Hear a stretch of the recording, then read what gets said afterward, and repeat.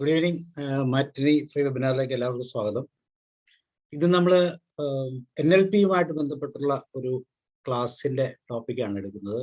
നമ്മുടെ മനസ്സും ശരീരവും NLPയിലൂടെ എങ്ങനെ റീപ്രോഗ്രാം ചെയ്യാൻ സാധിക്കും, എന്താണ് NLP നിങ്ങളതിൻ്റെ ഒരു ബേസ് ടോപ്പിക്കാണ്. ഒത്തിരി ഡീറ്റെയിൽസ് ഇല്ല, എങ്കിലും ഒരു ആമുഖം എന്താണ് NLP എന്നുള്ള ഒരു തലത്തെക്കുറിച്ചാണ് നമ്മൾ ചിന്തിക്കുന്നത്. NLPയുടെ ഫുൾ ഫോം എന്ന് വെച്ചാൽ ന്യൂറോ ലിംഗ്വിസ്റ്റിക് പ്രോഗ്രാമിംഗ് എന്നാണ്. അതിനെ ഒന്ന് എക്സ്പ്ലെയിൻ ചെയ്യുമ്പോൾ 3 കമ്പോണൻസ് ഉണ്ട്: ന്യൂറോ, പിന്നെ ലിംഗ്വിസ്റ്റിക്, പിന്നെ പ്രോഗ്രാമിംഗ്. ന്യൂറോ എന്ന് പറയുന്ന തലം നമുക്ക് എല്ലാവർക്കും അറിയുന്ന പോലെ ന്യൂറോ തലം നമ്മുടെ തോട്ട്സും ഇമോഷൻസുമാണ്. എന്നുവെച്ചാൽ ബ്രെയിനിന്റെ സോഫ്റ്റ്വെയർ ആയ മൈൻഡിന്റെ ആ ഒരു ഭാഗം, ഈ ബ്രെയിനും മൈൻഡും ഒരുപോലെ കണക്ട് ചെയ്യുന്ന ആ ഒരു അവസ്ഥയാണ് ന്യൂറോ എന്ന് ഉദ്ദേശിക്കുന്നത്. Our thoughts and emotions. പിന്നെ അതിന്റെ നെക്സ്റ്റ് പാർട്ട് എന്ന് വെച്ചാൽ affected by language of our internal world. നമ്മുടെ ഇന്റേണൽ വേൾഡിന്റെ ലാംഗ്വേജ്, അതാണ് സത്യത്തിൽ ഈ NLPയുടെ ഏറ്റവും പ്രധാനപ്പെട്ട ഒരു ഘടകം. നമ്മുടെ ഇന്റേണൽ വേൾഡിന്, അല്ലെങ്കിൽ നമ്മൾക്ക് എന്നിലേക്ക് കിട്ടുന്ന നമ്മുടെ സെൻസ് ഓർഗൻസിൽ നിന്നും കിട്ടുന്ന ഇൻഫർമേഷൻസിനെ ഒരു ട്രാൻസ്ഫോർമേഷൻ ചെയ്ത് അതിനെ ഒരു ഇന്റേണൽ വേൾഡിലെ ലാംഗ്വേജ് ആയിട്ട് മാറ്റുന്നു. It's a language of our internal world. അതിന് നമ്മൾ NLPയുടെ ഭാഷയെ പറഞ്ഞാൽ മൊഡാലിറ്റീസ്, സബ് മൊഡാലിറ്റീസ് എന്നൊക്കെ പറയും. ഓരോ പ്രത്യേക ഡീറ്റെയിലിംഗ് ആണ്. അപ്പൊ അങ്ങനെയുള്ള ആ ലാംഗ്വേജസ് ആണ് ലിംഗ്വിസ്റ്റിക് എന്ന് പേര് പറയുന്നത്. ലാംഗ്വേജുമായിട്ട് ബന്ധപ്പെട്ട ടോപ്പിക്, അത് ഇന്റേണൽ മൈൻഡിന്റെ ലാംഗ്വേജ് ആണെന്ന് പറയാം. അത് ഐഡന്റിഫൈ ചെയ്യാൻ വേണ്ടി നമ്മൾ DDG ഫിൽട്ടേഴ്സ് ഉണ്ട്, ഡിസ്റ്റോർഷൻ ഉണ്ട്, അതുപോലെ തന്നെ ഡിലീഷൻ ഉണ്ട്. G ആണ് ജനറലൈസേഷൻ ഫിൽട്ടേഴ്സ് ഉപയോഗിച്ചുകൊണ്ട് നമ്മൾക്ക് കിട്ടുന്ന സെൻസറി ഇൻപുട്ടുകളിനെ ആവശ്യത്തിനുള്ള രീതിയിലേക്ക് ട്രാൻസ്ഫോം ചെയ്ത് നമ്മുടെ ഇന്റേണൽ വേൾഡിന് പറ്റിയ ലാംഗ്വേജ് ആയിട്ട് അതിനെ മാറ്റി. പിന്നെ വരുന്നത് ലീഡിങ് ടു ആക്ഷൻ, ഒരു സീക്വൻസ് ഓഫ് പ്രോസസ്സിലൂടെ അത് കടന്നു പോകും. അത് നമ്മൾ പ്രോഗ്രാമിംഗ് എന്ന് പറയും. അപ്പൊ അങ്ങനെ 3 പ്രോസസ്സുകൾ ചേർന്നതാണ് ന്യൂറോ ലിംഗ്വിസ്റ്റിക് പ്രോഗ്രാമിംഗ് എന്ന് പറയുന്ന തലം.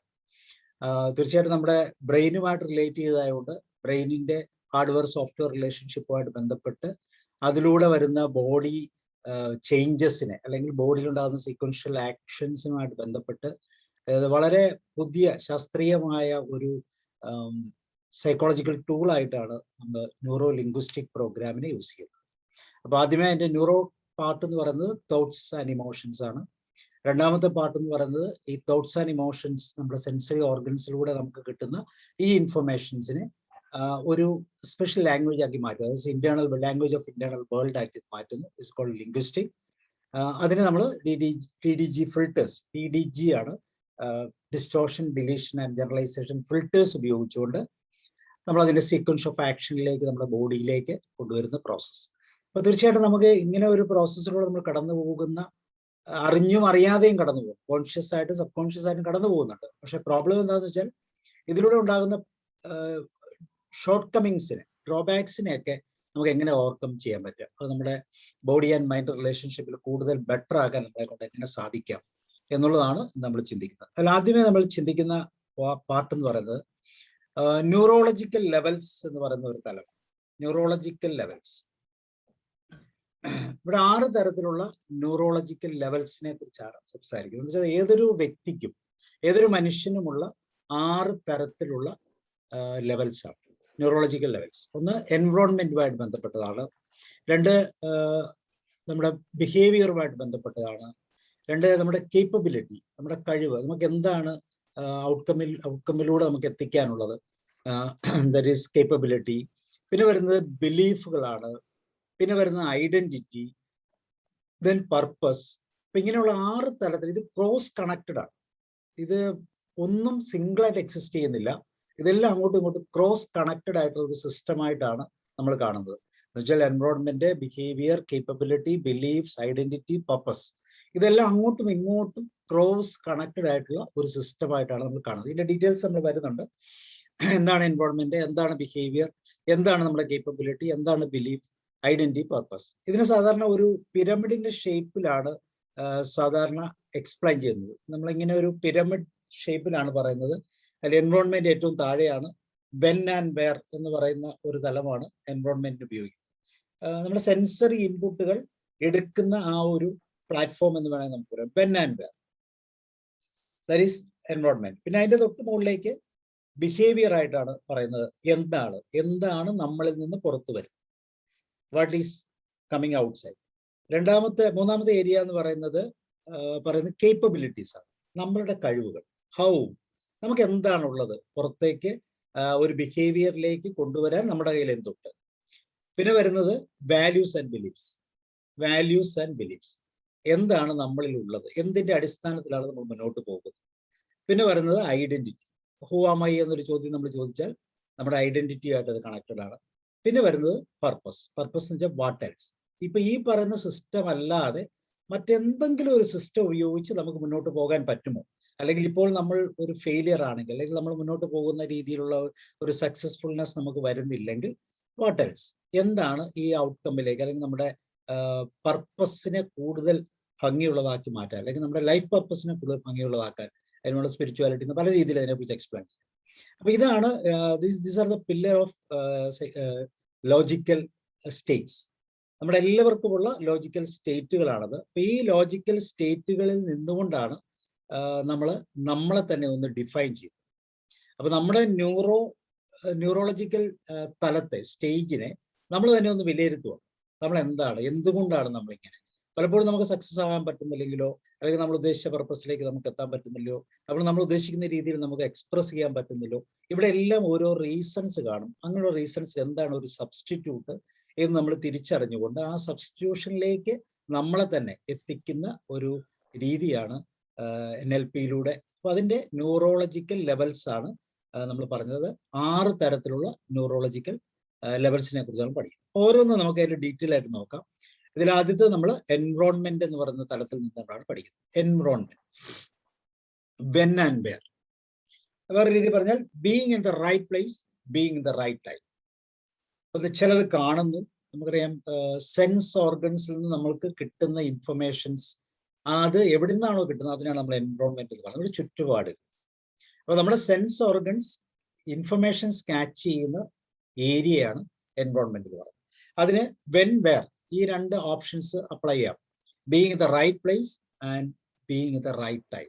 സമയവും അല്ലെ, നമ്മളെല്ലാ സാഹചര്യങ്ങളും സമയത്തിനും സ്ഥലത്തിനും അടിസ്ഥാനപ്പെടുത്തിയാണ് പലപ്പോഴും നമ്മൾ നിർവചിക്കുന്നത്. ഇവിടെ വെച്ച് അത് സംഭവിച്ചു, ഇവിടെ വെച്ച് അത് കണ്ടു, ഇവിടെ വെച്ച് അത് കേട്ടു, അല്ലെങ്കിൽ ഇവിടെ വെച്ച് എനിക്ക് അങ്ങനെ ഒരു എക്സ്പീരിയൻസ് ഉണ്ടായി എന്ന് നമ്മൾ പറയുന്ന എൻവയോൺമെന്റ് സ്ഥലം. അപ്പോൾ ഒരു ടൈം, ഒരു സോൺ ഉണ്ട്, ഒരു പ്ലേസിന്റെ ഒരു സോണും ഇതുമായിട്ട് ബന്ധപ്പെട്ട് നിൽക്കുന്നു. അപ്പൊ ഈ 2 സിസ്റ്റത്തെ ഉപയോഗിച്ച് നമ്മുടെ സെൻസ് ഓർഗൻസ് ക്യാച്ച് ചെയ്യുന്ന ഇൻഫർമേഷൻസ് ആണ് നമ്മൾ എൻവയോൺമെന്റിന്റെ ഘടനയായിട്ട് നമ്മൾ കാണുന്നത്. വിഷ്വൽ ആകാം, ഓഡിറ്ററി ആകാം, കെനസ്തെറ്റിക് ആകാം, അല്ലെങ്കിൽ നമ്മൾ ഓൾഫാക്ടറി ആകാം, അല്ലെങ്കിൽ ഗസ്റ്റേറ്ററി ആകാം. നമ്മളെ കണ്ടുകൊണ്ട് കാണുന്നു, നമ്മൾ ചെവി കൊണ്ട് കേൾക്കുന്നു, ഫീൽ ചെയ്യുന്നു, ടച്ച് ചെയ്ത് ഫീൽ ചെയ്യുന്നു, പിന്നെ നമ്മൾ സ്മെല്ല്, ടേസ്റ്റ്, ഇത്രയും കാര്യങ്ങൾ. ഓൾഫാക്ടറി ആൻഡ് ഗസ്റ്റേറ്ററി, ഇത്രയും ഇൻപുട്ടുകൾ ഉപയോഗിച്ച് ഈ സെൻസുകളിൽ നിന്ന് ഇൻഫർമേഷൻസ് ഗ്യാദർ ചെയ്യുന്ന ആ ഒന്നാമത്തെ ന്യൂറോളജിക്കൽ തലം എന്ന് വെച്ചാൽ നമുക്ക് ശരീരവുമായിട്ട് ഇതിന് ബന്ധമില്ലെങ്കിലും ഈ ശരീരത്തിലുള്ള ഇൻപുട്ടുകൾ അല്ലെങ്കിൽ സെൻസറി ഇൻപുട്ടുകൾ ഇൻഫർമേഷൻസ് എടുക്കുന്ന ഒന്നാമത്തെ ഏരിയയാണ് ഈ പറയുന്ന എൻവയോൺമെന്റ് എന്ന് പറയുന്നത്. അപ്പൊ ഇത് നമ്മളുടെ സംബന്ധിച്ചോളം പലപ്പോഴും നമ്മളുടെ ജീവിത സാഹചര്യത്തിൽ നമ്മൾ പറയുന്നത് തന്നെയാണ്, എൻ്റെ എൻവയോൺമെന്റ് ക്ലിയർ ആകുന്നില്ല, നമ്മുടെ സാഹചര്യങ്ങൾ മോശമായതുകൊണ്ടാണ് നമ്മൾ ഇങ്ങനെ ആയി പോയത് എന്നൊക്കെ നമ്മൾ പലപ്പോഴും ബ്ലെയിം ചെയ്യാറുണ്ട്. അപ്പോൾ ഈ സാഹചര്യങ്ങൾ ഇങ്ങനെയൊക്കെ ആണെങ്കിലും ഇതിൽ നിന്ന് എങ്ങനെ നമുക്ക് ഓവർകം ചെയ്യാൻ പറ്റും എന്നുള്ള ആ ഒരു തലത്തിലൂടെയാണ് നമ്മൾ വ്യക്തിപരമായി കടക്കേണ്ടതെന്നാണ് എല്ലാ സൈക്കോളജി ടൂൾസ് നമ്മളോട് പറയുന്നത്. സാഹചര്യങ്ങൾ ഡിഫറെന്റ് ആകാം, പക്ഷെ നമ്മൾ എന്തുകൊണ്ട് ആ സാഹചര്യത്തിന് അനുകൂലമായി പോകും, അല്ലെങ്കിൽ സാഹചര്യത്തെ വിലയിരുത്തിക്കൊണ്ട് മുന്നോട്ട് പോകാൻ എന്തുകൊണ്ട് നമുക്ക് പറ്റുന്നില്ല എന്നൊരു ചോദ്യത്തിന് മുമ്പിൽ പലപ്പോഴും നമ്മൾ പകച്ചു നിൽക്കും. അപ്പൊ അവിടെയാണ് എൻവയോൺമെന്റിന്റെ ഒരു പ്രത്യേകത. അപ്പൊ സെൻസ് കാണുന്നതല്ല, സെൻസിനെ നമ്മൾ ഡയഗ്നോസ് ചെയ്ത് അത് വേണ്ടതാണോ നല്ലതാണോ എന്ന് തിരിച്ചറിയാനുള്ള ഒരു വ്യക്തിത്വ രൂപീകരണം, അല്ലെങ്കിൽ ഒരു നല്ലൊരു കഴിവ്, അതിനുള്ള കപ്പാസിറ്റി നമുക്കുണ്ടോ എന്നുള്ളതാണ് ഇതിൽ കൂടുതലായിട്ടും ഇമ്പോർട്ടൻ്റ് ആയിട്ടുള്ള ഒന്നാമത്തെ തലം. രണ്ടാമത്തെ ഏരിയ എന്ന് പറയുന്നത് ബിലീഫുകളാണ്. It's called beliefs. നമുക്ക് എല്ലാവർക്കും അറിയാം, നമ്മൾ ആദ്യം എൻവയോൺമെന്റ് ആണ് പറയുന്നത്. കാണുന്ന കാര്യങ്ങൾ, ഇപ്പൊ സെൻസ് ഓർഗനിലൂടെ നമ്മൾ കാണുന്ന കാര്യങ്ങൾ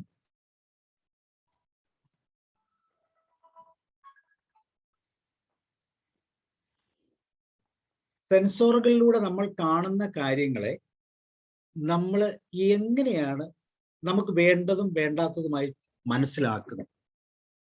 ചിലതൊക്കെ നമുക്ക് വേണമെന്നും ചിലതൊക്കെ വേണ്ടെന്നും ചിലതൊക്കെ നമ്മൾ, അപ്പൊ അതിനാണ് നമ്മൾ DDG ഫിൽട്ടർ എന്ന് പറയുന്നത്, ഡിസ്റ്റോർഷൻ, ഡിലീഷൻ, ജനറലൈസേഷൻ. അപ്പൊ ഇൻപുട്ടുകളെ നമ്മൾ അതിനെ സ്കാൻ ചെയ്യും, അല്ലെങ്കിൽ ഈ ഇൻപുട്ടുകളെല്ലാം നമ്മൾ നമ്മുടെ ബ്രെയിനിലേക്ക് അക്സെപ്റ്റ് ചെയ്യും. പക്ഷെ അതിനുശേഷം അതിലെല്ലാം ആസെറ്റ് നമ്മൾ റിയാലിറ്റിയിൽ കാണുന്നത് പോലെ തന്നെ നമ്മൾ ഒരിക്കലും അക്സെപ്റ്റ് ചെയ്യാറില്ല.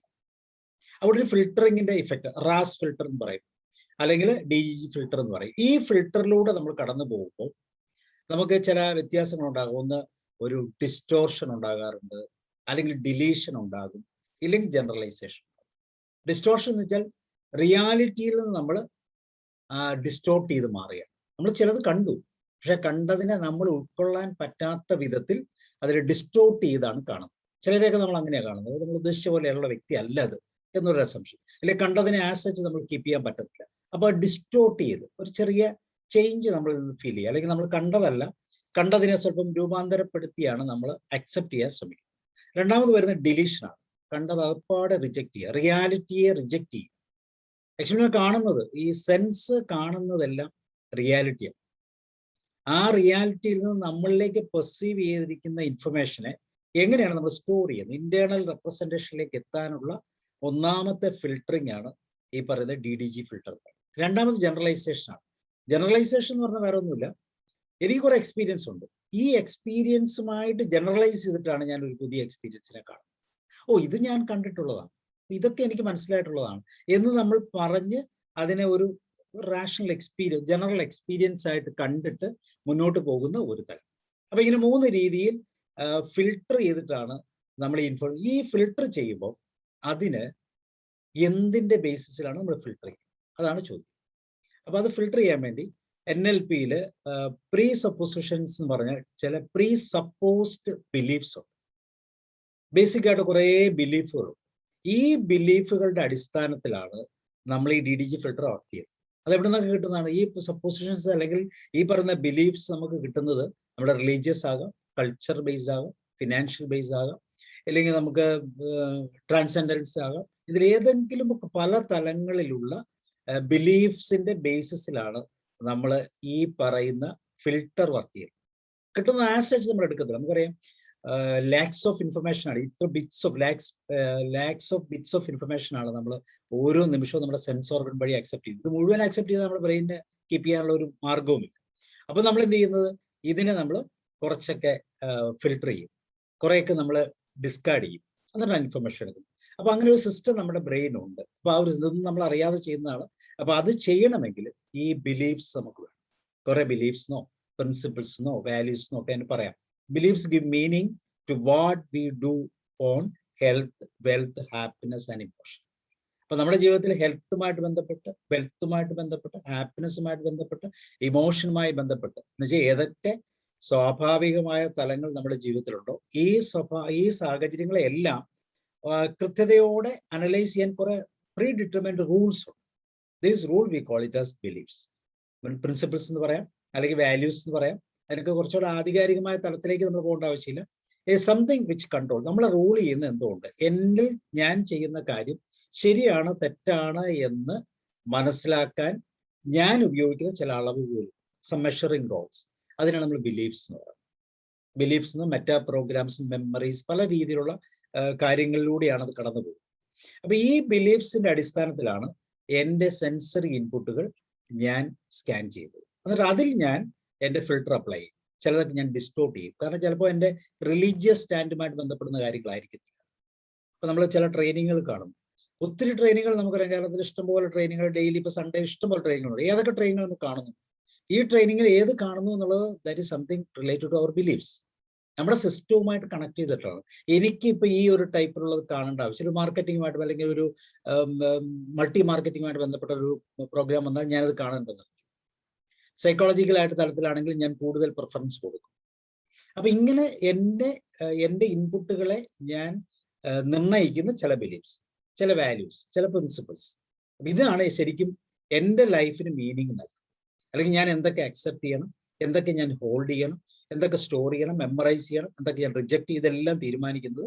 അപ്പോൾ 13 തരത്തിലുള്ള പ്രീ സപ്പോസ്ഡ് ബിലീഫ്സ് ഉണ്ട് NLPയെ ബേസ് ചെയ്ത് പറഞ്ഞു. അപ്പൊ ആ NLPക്ക് അതിൻ്റെതായ മെത്തേഡുകളുണ്ട്. അപ്പൊ നമ്മൾ മാപ്പ് ടെറിട്ടറി നമ്മളെ വ്യത്യാസത്തെ കുറിച്ച് പറയും. Map territory territory is not the map. മാപ്പിൽ കാണുന്നത് പോലെയല്ല ആക്ച്വൽ ടെറിട്ടറി. അത് എക്സ്പീരിയൻസ്, ഇപ്പൊ നമ്മൾ കണ്ണുകൊണ്ട് കാണുന്നു, അല്ലെങ്കിൽ നമ്മുടെ സെൻസ് ഓർഗൻസും കൊണ്ട് നമ്മൾ കാണുന്നത് അല്ലെങ്കിൽ മനസ്സിലാക്കുന്ന ഓരോന്നും ആക്ച്വലി ഇത് ടെറിട്ടറിയാണ്. പക്ഷെ നമ്മൾ മാപ്പ് ചെയ്ത് പറഞ്ഞ് എക്സ്പ്രസ് ചെയ്യുമ്പോൾ അത് മറ്റൊരു തരത്തിൽ നമ്മുടെ ബിലീഫുമായിട്ട് ചേർന്നിട്ടാണ് പറയും. അപ്പൊ ഇതുപോലുള്ള കുറെ സൂപ്പോസിഷൻസ് ഉണ്ട്, പ്രീ സൂപ്പോസിഷൻസ് ഉണ്ട്. അതെല്ലാം പ്രീ സപ്പോസ്ഡ് ബിലീഫ്സ് ആണ്. അപ്പൊ ഈ ഒരു സിസ്റ്റത്തിലൂടെയാണ് നമ്മൾ കടന്നു പോകുന്നത്. എല്ലാവരും നല്ല രീതിയിലാണ് കാര്യങ്ങൾ ചെയ്യുന്നത്, അല്ല ഒരാൾ വർക്ക് ചെയ്യുന്നത് വളരെ പെർഫെക്റ്റ് ആണ്. ഇങ്ങനെ പലതരത്തിൽ അതിനെ നമുക്ക് കൃത്യമായി മീനിങ് ആയിട്ട് തന്നെ നമുക്ക് മുന്നോട്ട് കൊണ്ടുപോകാൻ പറ്റുന്ന പ്രീ സപ്പോസിഷൻസ് ആണ്, ബിലീഫ്സ് ആയിട്ട് നമ്മൾ യൂസ് ചെയ്യുന്നത്. അപ്പൊ ഈ ബിലീഫ്സുകൾ, അപ്പൊ ആദ്യം നമ്മൾ പറഞ്ഞത് എൻവയോൺമെന്റിനെ കുറിച്ചാണ്. നമുക്ക് ഇൻപുട്ടുകൾ കിട്ടി, അത് സെൻസ് ഓർഗൻസ് നമ്മളെ ക്യാച്ചപ്പ് ചെയ്തു. ക്യാച്ചപ്പ് ചെയ്യുന്നത് നമ്മൾ ബിലീഫുമായിട്ട് ശരിക്കും മെഷർ ചെയ്യുക, കമ്പയർ ചെയ്യുക. എന്നിട്ട് ഈ ബിലീഫിനെ അംഗീകരിക്കുന്നത് മാത്രം ഒന്നുകിൽ അത് ഡിസ്റ്റോർട്ടഡ് ആക്കി വെക്കും, അല്ലെങ്കിൽ ഡിലീറ്റ് ചെയ്യും, അല്ലെങ്കിൽ ജനറലൈസ് ചെയ്ത് നമ്മൾ നമ്മളുടെ മെമ്മറിയിലേക്ക് കീപ്പ് ചെയ്യും. ഇനി ഇത് പോകുന്നത് എങ്ങോട്ടാണ്? അവിടെയാണ് നമ്മുടെ സെൽഫ് ഐഡന്റിറ്റി. ഇപ്പോഴാണ് ഞാൻ എൻ്റെ സെൽഫ് ഐഡന്റിറ്റിയിലേക്ക് വരുന്നത്. അപ്പം സെൻസ് ഓർഗനിൽ എനിക്ക് കുറെ കാര്യങ്ങൾ കിട്ടി, ഞാൻ എൻ്റെ ബിലീഫുമായിട്ട് അതിനെ കമ്പയർ ചെയ്തു. എന്നിട്ട് ആ കമ്പാരിസനെ ഞാൻ എന്ത് ചെയ്യും? എൻ്റെ സെൽഫ് ഐഡന്റിറ്റിയുമായിട്ട് അതിൻ്റെ ഔട്ട്പുട്ടായിട്ട് ഞാൻ കൊണ്ടുവരും. സോ ഹു ആം ഐ എന്ന് ചോദിച്ചാൽ എനിക്ക് കൃത്യമായിട്ട് പറയാം, sense of ourself based on core beliefs and values. അപ്പൊ എനിക്ക് കിട്ടിയ സെൻസ് ഇൻഫർമേഷൻ അല്ലെങ്കിൽ സെൻസറി ഇൻപുട്ടുകളിൽ നിന്ന് ഞാൻ എൻ്റെ സ്വന്തം ബിലീഫും വാല്യൂസിനെ ബേസ് ചെയ്ത് ഞാൻ എന്നെ രൂപപ്പെടുത്തിയിരുന്നു. ഇതുകൊണ്ടാണ് ഒരിക്കലും പ്രതീക്ഷിക്കാത്ത രീതിയിൽ ചില വ്യക്തികൾ പ്രവർത്തിക്കുമ്പോൾ നമ്മൾ തന്നെ അത്ഭുതപ്പെട്ടു പോകുന്നു. സോ ബിലീഫിനും അല്ലെങ്കിൽ ഈ പറയുന്ന വാല്യൂസിനൊക്കെ എത്തിക്സിനൊക്കെ എതിരായിട്ട് എങ്ങനെ നമുക്ക് പെരുമാറാൻ പറ്റുമെന്ന് മറ്റുള്ളവർ നമ്മളോട് ചോദിക്കും. ഒത്തിരിയും ന്യൂസുകൾ ഇപ്പൊ നമ്മൾ കാണുന്നത്, കഴിഞ്ഞ ദിവസമൊക്കെ കണ്ടു, ഒരു വലിയ കൊലപാതകം നടന്നു. ഒരിക്കലും നമുക്ക് ചിന്തിക്കാൻ പറ്റും ഒരു കുട്ടിക്ക് ഇങ്ങനെ ചെയ്യാൻ പറ്റുമോ? ഇത്ര നിർനിമേഷനായിട്ട് അല്ലെങ്കിൽ ഇത്ര എന്താ പറയുക, ഒരു റെസ്പോൺസ്, ഒരു എക്സ്പ്രഷന്റെ ചേഞ്ചും ഇല്ലാതെ തന്നെ ഇതെല്ലാം കൃത്യമായിട്ട് മനസ്സിലാക്കാൻ പറ്റുമോ എന്നൊക്കെ നമ്മൾ ചിന്തിച്ചു പോകുന്ന. അപ്പൊ ഇവിടെയാണ് നമ്മൾ നമ്മളുടെ സെൽഫ് ഐഡന്റിറ്റി ഡെവലപ്പ് ചെയ്യുന്നത്. ഇവിടെ പല രീതിയിൽ നമുക്ക് ചിന്തിക്കാം. കോൺഷ്യസ് മൈൻഡിനെ കുറിച്ച് ചിന്തിക്കാം, സബ് കോൺഷ്യസ് മൈൻഡിനെ കുറിച്ച് ചിന്തിക്കാം, നമ്മുടെ ബോഡി പാർട്ട്, ഈ നമ്മുടെ തോട്ട്സ്, ഇമോഷൻസ്, ഒരു പരിധിവരെ നമ്മുടെ റിലേഷൻഷിപ്പിനെയൊക്കെ. ഇതൊന്നും ആക്ഷൻ ബേസിൽ പുറത്തു വരുന്നില്ല. സെൽഫ് ഐഡന്റിറ്റി എന്ന് പറയുന്നത് ദിസ് ഈസ് സംതിങ് ഇൻസൈഡിലുള്ള കാര്യം. ആക്ഷനുമായിട്ട് ഇവിടെ ഒരു ബന്ധമില്ല. നമ്മുടെ ഇമോഷണൽ സ്റ്റേറ്റുമായിട്ട് കണക്ട് ചെയ്യുന്ന ഏരിയ ഇമോഷൻസ് ആണ്, അല്ലെങ്കിൽ നമ്മുടെ ഫീലിങ്സ് ആണ്. നമ്മുടെ തോട്ട് പ്രോസസ്സുമായിട്ട് ബന്ധപ്പെട്ട് അതിനൂടെ അസോസിയേറ്റ് ചെയ്ത് വരുന്ന നമ്മുടെ ബോഡിയിൽ വരെ ഒരു പരിധി വരെ ചേഞ്ച് വരുത്താൻ പറ്റുന്ന ഒരു പെർസ്പെക്റ്റീവാണ്, ഒരു പെർസ്പെക്റ്റീവ് പൊസിഷനാണ് നമ്മളിലൂടെ ഈ സെൽഫ് ഐഡന്റിറ്റിയിലൂടെ നമ്മൾ കണ്ടത്. അപ്പം 3 ലെവൽ നമ്മൾ കണ്ടു. ഒന്ന് നമ്മുടെ എൻവയോൺമെന്റിൽ നമ്മൾ ഇൻഫർമേഷൻ കിട്ടി, അതിനെ ബിലീഫ് വെച്ച് നമ്മൾ ഒന്ന് സ്കാൻ ചെയ്തു, എന്നിട്ട് ഫിൽട്ടർ ചെയ്തു. ആ ഫിൽട്ടർ ചെയ്ത ഇൻഫർമേഷനെ ഞാൻ എൻ്റെ സെൽഫ് ഐഡന്റിറ്റിയിലേക്ക് പ്ലേസ് ചെയ്യാം. ഇപ്പോഴാണ് ശരിക്കും ഞാൻ എന്ന വ്യക്തി ഞാനായിട്ട് പെർസിസ്റ്റ് ചെയ്യും. ഇനി ഇവിടെ എൻ്റെ ഇമോഷണൽ സ്റ്റേറ്റ്, അപ്പൊ ഞാൻ കണ്ട കാര്യങ്ങൾ ഞാൻ എൻ്റെ ഐഡന്റിറ്റി അല്ലെങ്കിൽ എൻ്റെ ബിലീഫുമായിട്ട് അതിനെ കോറിലേറ്റ് ചെയ്തു. എന്നിട്ട് കിട്ടുന്ന ഔട്ട്പുട്ട് അതിന് പോസിറ്റീവോ നെഗറ്റീവോ ഫീലിങ്സ് ഉണ്ടാകാം. അതിന് നമ്മൾ എൻ്റെ ഇമോഷണൽ സ്റ്റേറ്റ് എന്ന് പറയും. അപ്പൊ ഞാൻ എന്ന് പറയുന്ന അല്ലെങ്കിൽ എൻ്റെ ഐഡന്റിറ്റി ഹു ആം ഐ എന്ന് ചോദിച്ചാൽ that is nothing but an emotional state. അത് പോസിറ്റീവ് ആകാം, സന്തോഷകരമാകാം, ജോയ്ഫുൾ ആകാം, ബ്ലിസ്ഫുൾ ആകാം, അതല്ലെങ്കിൽ അൺഹാപ്പി സിറ്റുവേഷൻ ആകാം, സാഡ് ആകാം, റിവഞ്ച് ആകാം, ഇതൊക്കെ ആകാം. പക്ഷെ സംതിങ് ഇൻസൈഡ്, അത് എക്സൈറ്റഡ് ആയിട്ട് കാണുന്നില്ല. ഇപ്പൊ ഇന്നലെ നമ്മള് പാലായിൽ വെച്ച് കണ്ടത്, അച്ഛൻ പറയുന്നു ഒന്നുമില്ല, യാതൊരു ഫീലിംഗും ഇല്ലാതെയാണ് വീട്ടിൽ നിന്ന് പോകുന്നത് എന്ന് പറയുമ്പോൾ അവിടെ ആ ഇന്നറിൽ ഹീസ് പ്രിപ്പയറിങ് സംതിങ്. ഇപ്പൊ എൻ്റെ അല്ലെങ്കിൽ ആ വ്യക്തിയുടെ സെൽഫ് ഐഡന്റിറ്റിയിൽ he has made some plans. അതിനപ്പുറത്തേക്ക് പുറത്തേക്ക് ഒന്നും എക്സ്പ്രസ് ചെയ്യാൻ പറ്റുന്നത്. So this is called emotional state. അപ്പൊ ഇതാണ് നമ്മുടെ 3rd ലെവൽ. ഇനി 4th ലെവൽ എന്ന് പറയുന്നത് ദാറ്റ് ഈസ് അവർ കേപ്പബിലിറ്റിയാണ്. ഹൗ, എങ്ങനെയാണ് ഞാനിത് എക്സ്പ്രസ് ചെയ്യാൻ പോകുന്നത്? അപ്പൊ എൻ്റെ പൊസിഷൻ, എൻ്റെ ഇമോഷണൽ സ്റ്റേറ്റ് വളരെ വ്യക്തമായിട്ട് ഞാൻ മനസ്സിലാക്കി കഴിഞ്ഞു. ഇനി ഞാൻ ചെയ്യാൻ പോകുന്നത് എൻ്റെ കേപ്പബിലിറ്റി, ഞാൻ എങ്ങനെയാണ് ഇത് express, how I am going to express this, എങ്ങനെ ഞാൻ ഇത് എക്സ്പ്രസ് ചെയ്യും എന്നൊരു തലത്തിൽ നിന്നുകൊണ്ടാണ് ഞാൻ ചിന്തിക്കാൻ പോകുന്നത്. അപ്പൊ ഇവിടെ എക്സ്പ്രസ് ചെയ്യുമ്പോൾ മെന്റൽ ഫിസിക്കൽ സ്കിൽസ് അതിൻ്റെ അകത്ത് ആവശ്യം, മൈൻഡിനെ പഠിപ്പിക്കേണ്ട ലേണിംഗ് ഓഫ് മൈൻഡിന്റെ ആവശ്യം. അല്ലെങ്കിൽ കേപ്പബിലിറ്റി എന്ന് നമ്മൾ പറയുമ്പോൾ ഇച്ചിരി ക്ലിയർ ആയിട്ട് പറഞ്ഞാൽ NLPയുടെ ഭാഷയിൽ പറഞ്ഞാൽ സബ് മൊഡാലിറ്റീസ് എന്ന് പറയും. ഞാൻ കണ്ടതും കേട്ടതും അനുഭവിച്ച് എക്സ്പീരിയൻസ് ചെയ്തതുമായ ഓരോ സെൻസറി ഇൻപുട്ടുകളെയും ഞാൻ ഇൻപുട്ട് ചെയ്യുന്നതിന് മുമ്പ് അല്ലെങ്കിൽ എൻ്റെ മൈൻഡിന്റെ ലാംഗ്വേജിലേക്ക് മാറ്റാൻ വേണ്ടി അതിലെ സബ് മൊഡാലിറ്റീസിലേക്ക് മാറ്റും. സബ് മൊഡാലിറ്റീസ് എന്ന് വെച്ചാൽ ഇപ്പൊ നമ്മളൊരു കാഴ്ച കാണുവാണെങ്കിൽ ആ കാഴ്ചയുടെ ബ്രൈറ്റ്നസ്, അല്ലെങ്കിൽ കാഴ്ചയുടെ ഇന്റൻസിറ്റി, അല്ലെങ്കിൽ ആ ലൈറ്റിന്റെ ഇന്റൻസിറ്റി, അല്ലെങ്കിൽ ഞാൻ കേട്ട സൗണ്ടിന്റെ ടോണാലിറ്റി, ഇങ്ങനെ വളരെ മൈന്യൂട്ട് ആയിട്ടുള്ള പോയിന്റ്സിലേക്ക് നമ്മൾ അതിനെ ഡിവൈഡ് ചെയ്ത് അങ്ങനെ നമ്മൾ അതിന്റെ സബ് മൊഡാലിറ്റി ലെവലില് ലാംഗ്വേജ് ഓഫ് ദി മൈൻഡ് ആയിട്ട് അതിനെ കീപ്പ് ചെയ്യും. അപ്പൊ ഈ ലാംഗ്വേജ് ഓഫ് മൈൻഡിന്റെ പവറിലാണ് പലപ്പോഴും ഫിസിക്കൽ ആക്ടിവിറ്റീസിലേക്ക് നമ്മൾ കടന്നുപോകും. മുഖത്തൊരു എക്സ്പ്രഷനും ഇല്ലാതെയും എനിക്കിത് ചെയ്യാൻ പറ്റുന്ന, അല്ലെങ്കിൽ ഒരാൾക്ക് ഇത് ചെയ്യാൻ പറ്റുന്നത് എൻ്റെ മനസ്സിലുള്ള ഈ ലാംഗ്വേജ് ഓഫ് മൈൻഡ്, അല്ലെങ്കിൽ എൻ്റെ ഇന്നറിലുള്ള ഇന്നർ ലാംഗ്വേജിന്റെ ലെവല്, അത് സബ് മൊഡാലിറ്റീസിനെ ബേസ് ചെയ്ത്, മൊഡാലിറ്റീസ് എന്ന് വെച്ചാൽ കാഴ്ച, കാണുക, കേൾക്കുക, അതുപോലെ കെനസ്തെറ്റിക് ടച്ച് ഫീൽ ചെയ്യുക, പിന്നെ നമുക്ക് ഗസ്റ്റേറ്ററി അല്ലെങ്കിൽ സ്മെല്ല് അല്ലെങ്കിൽ ടേസ്റ്റ്, ഇതാണ് ജസ്റ്റ് ഒരു ഇൻപുട്ട് എന്ന് പറയുന്നത്. ഈ ഇൻപുട്ടിനെ വീണ്ടും അതിനെ സബായിട്ട് റിഡ്യൂസ് ചെയ്യും, ചെറിയ ചെറിയ പാർട്ടുകളായിട്ട് വീണ്ടും റിഡ്യൂസ് ചെയ്യുമ്പോൾ സബ് മൊഡാലിറ്റീസ് ആണ് നമ്മൾ സെൻസറി ഇൻപുട്ടുകളിൽ നിന്ന് കിട്ടുന്നത്. അതിന് വീണ്ടും സബ് ആക്കുക, വീണ്ടും ഫാക്ടറൈസ് ചെയ്യും, അപ്പൊ സബ് മൊഡാലിറ്റിയിലേക്ക് മാറും. അപ്പൊ നമുക്കൊരു പേടിയുണ്ട്, പേടിയുണ്ടെങ്കിൽ ചോദിക്കുന്ന ചോദ്യം എന്തിനെയാണ് പേടിക്കുന്നത്? അപ്പൊ ഇരുട്ടിനെയാണ് പേടിക്കുന്നത്. അപ്പൊ ഇരുട്ട് എന്ന് പറയുന്നതിന്റെ ആ സബ് മൊഡാലിറ്റിയിലേക്ക് നമ്മൾ എത്തുക, അല്ലെങ്കിൽ ഫോബിയ, മറ്റെന്തെങ്കിലും കാര്യത്തെ കുറിച്ചൊരു ഭയമുണ്ട്. അപ്പൊ എന്തിനാണ് പേടിക്കുന്നത്? ഞാൻ ഉയരത്തിൽ കയറാനാണ് പേടിക്കുന്നത്. എത്ര നില വരെ കയറാം? 1-ാം നിലയിൽ കയറിയാൽ കുഴപ്പമുണ്ടോ? ഇല്ല, 1-ാം നിലയിൽ കുഴപ്പമില്ല. 3-ാം നിലയിൽ കയറിയാൽ കൊണ്ട് എനിക്ക് പ്രശ്നം. അപ്പൊ ഇങ്ങനെ നമ്മുടെ സബ് മൊഡാലിറ്റി, ഇപ്പൊ നമ്മളുടെ ഇന്നർ പാർട്ടിനുണ്ടാകുന്ന എല്ലാ പ്രോബ്ലംസും അതിനെ നമ്മൾ NLP ടൂൾ ഉപയോഗിച്ച് അനലൈസ് ചെയ്യുമ്പോൾ നമ്മൾ ചെന്നെത്തുന്നത് സബ് മൊഡാലിറ്റിയിലേക്ക്. നമ്മൾ കിട്ടുന്ന ഇൻപുട്ട് അത് പ്രോസസ് ചെയ്ത് ഇന്റേണൽ റെപ്രസെന്റേഷൻ ആയിട്ട് കീപ്പ് ചെയ്തു. ആ ഇന്റേണൽ റെപ്രസെന്റേഷനെ വീണ്ടും നമ്മൾ വളരെ ചെറിയ മൈന്യൂട്ട് റെപ്രസെന്റേഷൻ ട്രേസ് ആക്കി മാറ്റും.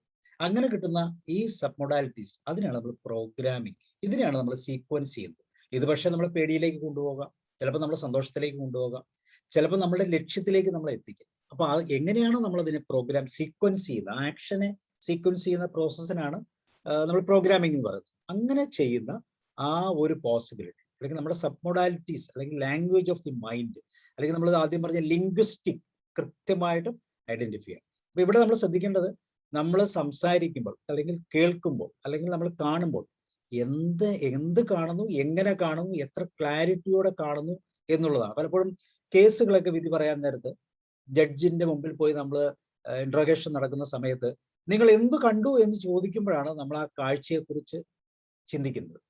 പലപ്പോഴും തെളിവിലായി പോകുന്നത് കാഴ്ചയ്ക്ക് വേണ്ട ക്ലാരിറ്റി ഇല്ലാത്തതുകൊണ്ട്. അപ്പൊ കാഴ്ചയെ സബ് മൊഡാലിറ്റി ലെവലിൽ കാണാനുള്ള ആ ഒരു ക്വാളിറ്റി നമുക്കില്ല. അപ്പൊ നമ്മുടെ സൗണ്ട് കേൾക്കുമ്പോൾ ആ സൗണ്ട് കൃത്യതയോടെ ക്ലാരിറ്റിയിൽ അതെന്താണെന്ന് ആക്സസ് ചെയ്യാൻ ഉള്ള ഒരു, അതാണ് നമ്മൾ പറയുന്നത് നമ്മളുടെ മനസ്സിന്റെ മർമ്മറി, അല്ലെങ്കിൽ നമ്മുടെ സ്പിരിറ്റിന്റെ മർമ്മറി, അല്ലെങ്കിൽ നമ്മളുടെ സെൽഫ് ടോക്ക്, അല്ലെങ്കിൽ നമ്മളോട് നമ്മുടെ ബോഡി സംസാരിക്കുന്നത്. നമ്മുടെ ബോഡിക്ക് എല്ലാത്തിനും ലാംഗ്വേജ് ഉണ്ട്. ബോഡിയുടെ ശരീരത്തിലുള്ള ഇന്റേണൽ ഓർഗൻസിന് എല്ലാത്തിനും ലാംഗ്വേജസ് ഉണ്ടെന്ന് നമ്മൾ പഠിച്ചിട്ടുണ്ട്. അത് നമ്മളോട് എപ്പോഴും ഇന്ററാക്ട് ചെയ്യുന്നുണ്ട്. ഈ ഇന്ററാക്ഷൻസിനെ സബ് മൊഡാലിറ്റി ലെവലിൽ കൃത്യമായിട്ട് മനസ്സിലാക്കാനുള്ള ഒരു കപ്പാസിറ്റി അത് ഇംപ്രൂവ് ചെയ്യുമ്പോൾ നമ്മുടെ കേപ്പബിലിറ്റി ഇംപ്രൂവ് ചെയ്യും. കേപ്പബിലിറ്റി ഇംപ്രൂവ് ചെയ്താൽ വളരെ കൃത്യമായിട്ട് ആ പറയുന്നതിന്റെ അർത്ഥം, ഒരു കുഞ്ഞ് കരയുമ്പോൾ എന്തിനാണ് കരയുന്നത്, കൊച്ചിന്റെ ടോണാലിറ്റിയിലുള്ള കരച്ചിലിന്റെ ടോണിന്റെ വ്യത്യാസങ്ങൾ പോലും പഴയ കാലത്തുള്ള അമ്മമാർക്ക് കൃത്യമായിട്ട് എന്തുകൊണ്ടാണ് കരയുന്നതെന്ന് പറയാൻ കഴിയുന്നത് അവര് ഇത്രമാത്രം ഈ സബ് മൊഡാലിറ്റിയെ ബാലൻസ് ചെയ്തിട്ടുണ്ട് എന്നുള്ളതാണ്. അവർക്ക് കൃത്യമായിട്ട് അത് സെൻസ് ചെയ്യാൻ പറ്റും.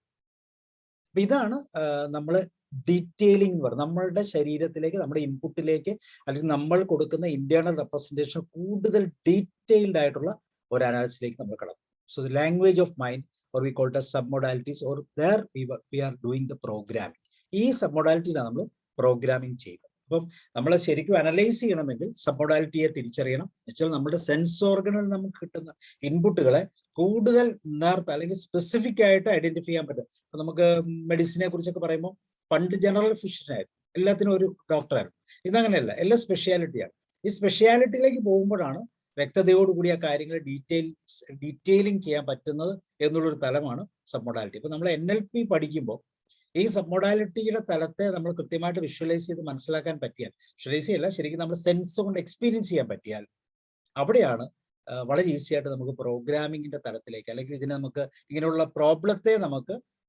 മാറ്റി പുതിയ തലത്തിലേക്ക് നമുക്ക് റീ എൻട്രി ചെയ്യാൻ സാധിക്കും. നൗ അടുത്തത് that is called behaviour. Now അപ്പൊ നമ്മൾ ഡീറ്റെയിൽ ചെയ്തിട്ടാണ് ബിഹേവിയർ. പലപ്പോഴും ഈ ഡീറ്റെയിലിംഗ് ഇല്ലാതെ വരുമ്പോൾ, നമ്മൾ ആദ്യം പറഞ്ഞ സബ് മൊഡാലിറ്റി ഡീറ്റെയിലിംഗ് നമുക്ക് ഇല്ലാതെ വന്നാൽ നമ്മുടെ ബിഹേവിയറിൽ ഒത്തിരി പ്രശ്നങ്ങളുണ്ടാവും. സോ വാട്ട് വി ആർ, അതാണ് എക്സ്പ്രസ് ചെയ്യുന്നത്.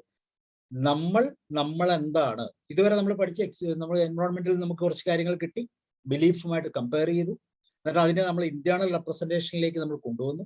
അങ്ങനെ ഇന്റേണൽ റെപ്രസെന്റേഷനിൽ കൊണ്ടുവന്ന ആ ഇൻഫർമേഷനെ നമ്മൾ സബ് മൊഡാലിറ്റി വെച്ച് അതിനെ കേപ്പബിലിറ്റിയിലേക്ക് മാറ്റി. ഈ കേപ്പബിലിറ്റീസ് എക്സാക്റ്റ് ആയിട്ട് പ്രസന്റ് ചെയ്യാൻ നമ്മളെ കൊണ്ട് പറ്റിയാൽ നമ്മുടെ ബിഹേവിയർ പെർഫെക്റ്റ് ആയിരിക്കും. ഞാൻ എന്താണ് എക്സ്പ്രസ് ചെയ്യാൻ പോകുന്നത് ഞാൻ മനസ്സിലാക്കിക്കൊണ്ടാണ്, വിത്ത് എക്സ്പീരിയൻസ് ആണ് ഞാൻ മുന്നോട്ട് കൊണ്ടുപോകുന്നത്. പലപ്പോഴും നമുക്ക് ഈ സബ് മൊഡാലിറ്റി അല്ലെങ്കിൽ ഇങ്ങനെയുള്ള ഇന്റേണൽ പ്രോഗ്രാമിംഗ് പാർട്ടുകളെ കുറിച്ച് നമുക്ക് അറിയാൻ പറ്റും, അല്ലെങ്കിൽ ലാംഗ്വേജ് ഓഫ് ദി മൈൻഡ് മനസ്സിലാകും. ഒരാൾ നമ്മളോട് ട്രാൻസാക്ഷൻസ് നടത്തുന്നു അല്ലെങ്കിൽ സംസാരിക്കുന്നു, എന്താണ് അവർ റെപ്രസെന്റ് ചെയ്യുന്ന ആ തീം എന്താണെന്ന് പലപ്പോഴും നമുക്ക് കണ്ടെത്താൻ പറ്റത്തില്ല. അങ്ങനെ വരുമ്പോൾ പലപ്പോഴും നമ്മുടെ ബിഹേവിയർ നമുക്ക് ഫെയിലിയർ വരും. അവിടെ നമുക്കൊരു ഫീഡ്ബാക്ക് ആവശ്യം. എപ്പോഴും ബിഹേവിയർ എന്ന് വെച്ചാൽ വ്യൂയിങ് ഫ്രം ഔട്ട്സൈഡ് ആണ്, പുറത്തുനിന്നാണ് ബിഹേവിയർ നമ്മൾ കാണുന്നത്. പുറത്തുനിന്ന് ബിഹേവിയർ കാണുക എന്ന് വെച്ചാൽ നമ്മൾക്കറിയില്ല നമ്മുടെ ബിഹേവിയറിന്റെ പ്രത്യേകത. അത് എക്സ്പീരിയൻസ് ചെയ്യുന്നവർക്കാണ് നമ്മുടെ ബിഹേവിയറിനെ എക്സാക്റ്റ് മനസ്സിലാകുന്നത്. അപ്പൊ അങ്ങനെ ഒരു തലത്തിൽ വരുമ്പോൾ തീർച്ചയായിട്ടും നമ്മൾ ഫീഡ്ബാക്ക് എടുക്കണം. ലൈഫിന്റെ ഏതൊരു സിറ്റുവേഷനിൽ ചെല്ലുമ്പോൾ എത്രമാത്രം നമ്മൾ ഫീഡ്ബാക്ക് ഉണ്ടോ, ലൈഫ് എന്ന് പറയുന്നത് തന്നെ ഫീഡ്ബാക്കാണ്. ഫീഡ്ബാക്കിലൂടെയാണ് നമ്മൾ ഇമ്പ്രൂവ് ചെയ്യുന്നത്. അപ്പൊ ആ ഒരു ഫീഡ്ബാക്കിന്റെ തലം ബിഹേവിയറിലൂടെ, നമ്മുടെ എക്സ്പ്രഷനിലൂടെ, അല്ലെങ്കിൽ പുറത്തു വരുന്ന എക്സ്പീരിയൻസിലൂടെയാണ് നമ്മൾ തിരിച്ചറിയുന്നത്. ഈ എക്സ്പീരിയൻസ് നമുക്ക് തിരിച്ചു തരാൻ പറ്റുന്ന ഒരു തലത്തിലാണ് നമ്മൾ ബിഹേവ് ചെയ്യുന്നത്. അപ്പൊ നമ്മൾ സംസാരിക്കുന്നു, ഒരു കാര്യം ചെയ്യുന്നു, ദിസ് ഈസ് റോങ് എന്ന് നമ്മളോട് ആത്യന്തികമായി പറയാൻ പറ്റുന്ന ഒരു രീതിയിലാണ് നമ്മൾ ഇടപെടുന്നതെങ്കിൽ നമ്മുടെ ഫീഡ്ബാക്ക് വളരെ ഈസിയാണ്. നമുക്ക് പെട്ടെന്ന് ആ ഒരു സിസ്റ്റത്തിലേക്ക് തിരിച്ചെത്താൻ സാധിക്കുമെന്നുള്ളതാണ് ഇത് പ്രത്യേകത. അപ്പൊ ഈ ഒരു പ്രത്യേകതയാണ് നമ്മൾ ശരിക്കും അനലൈസ് ചെയ്യണം.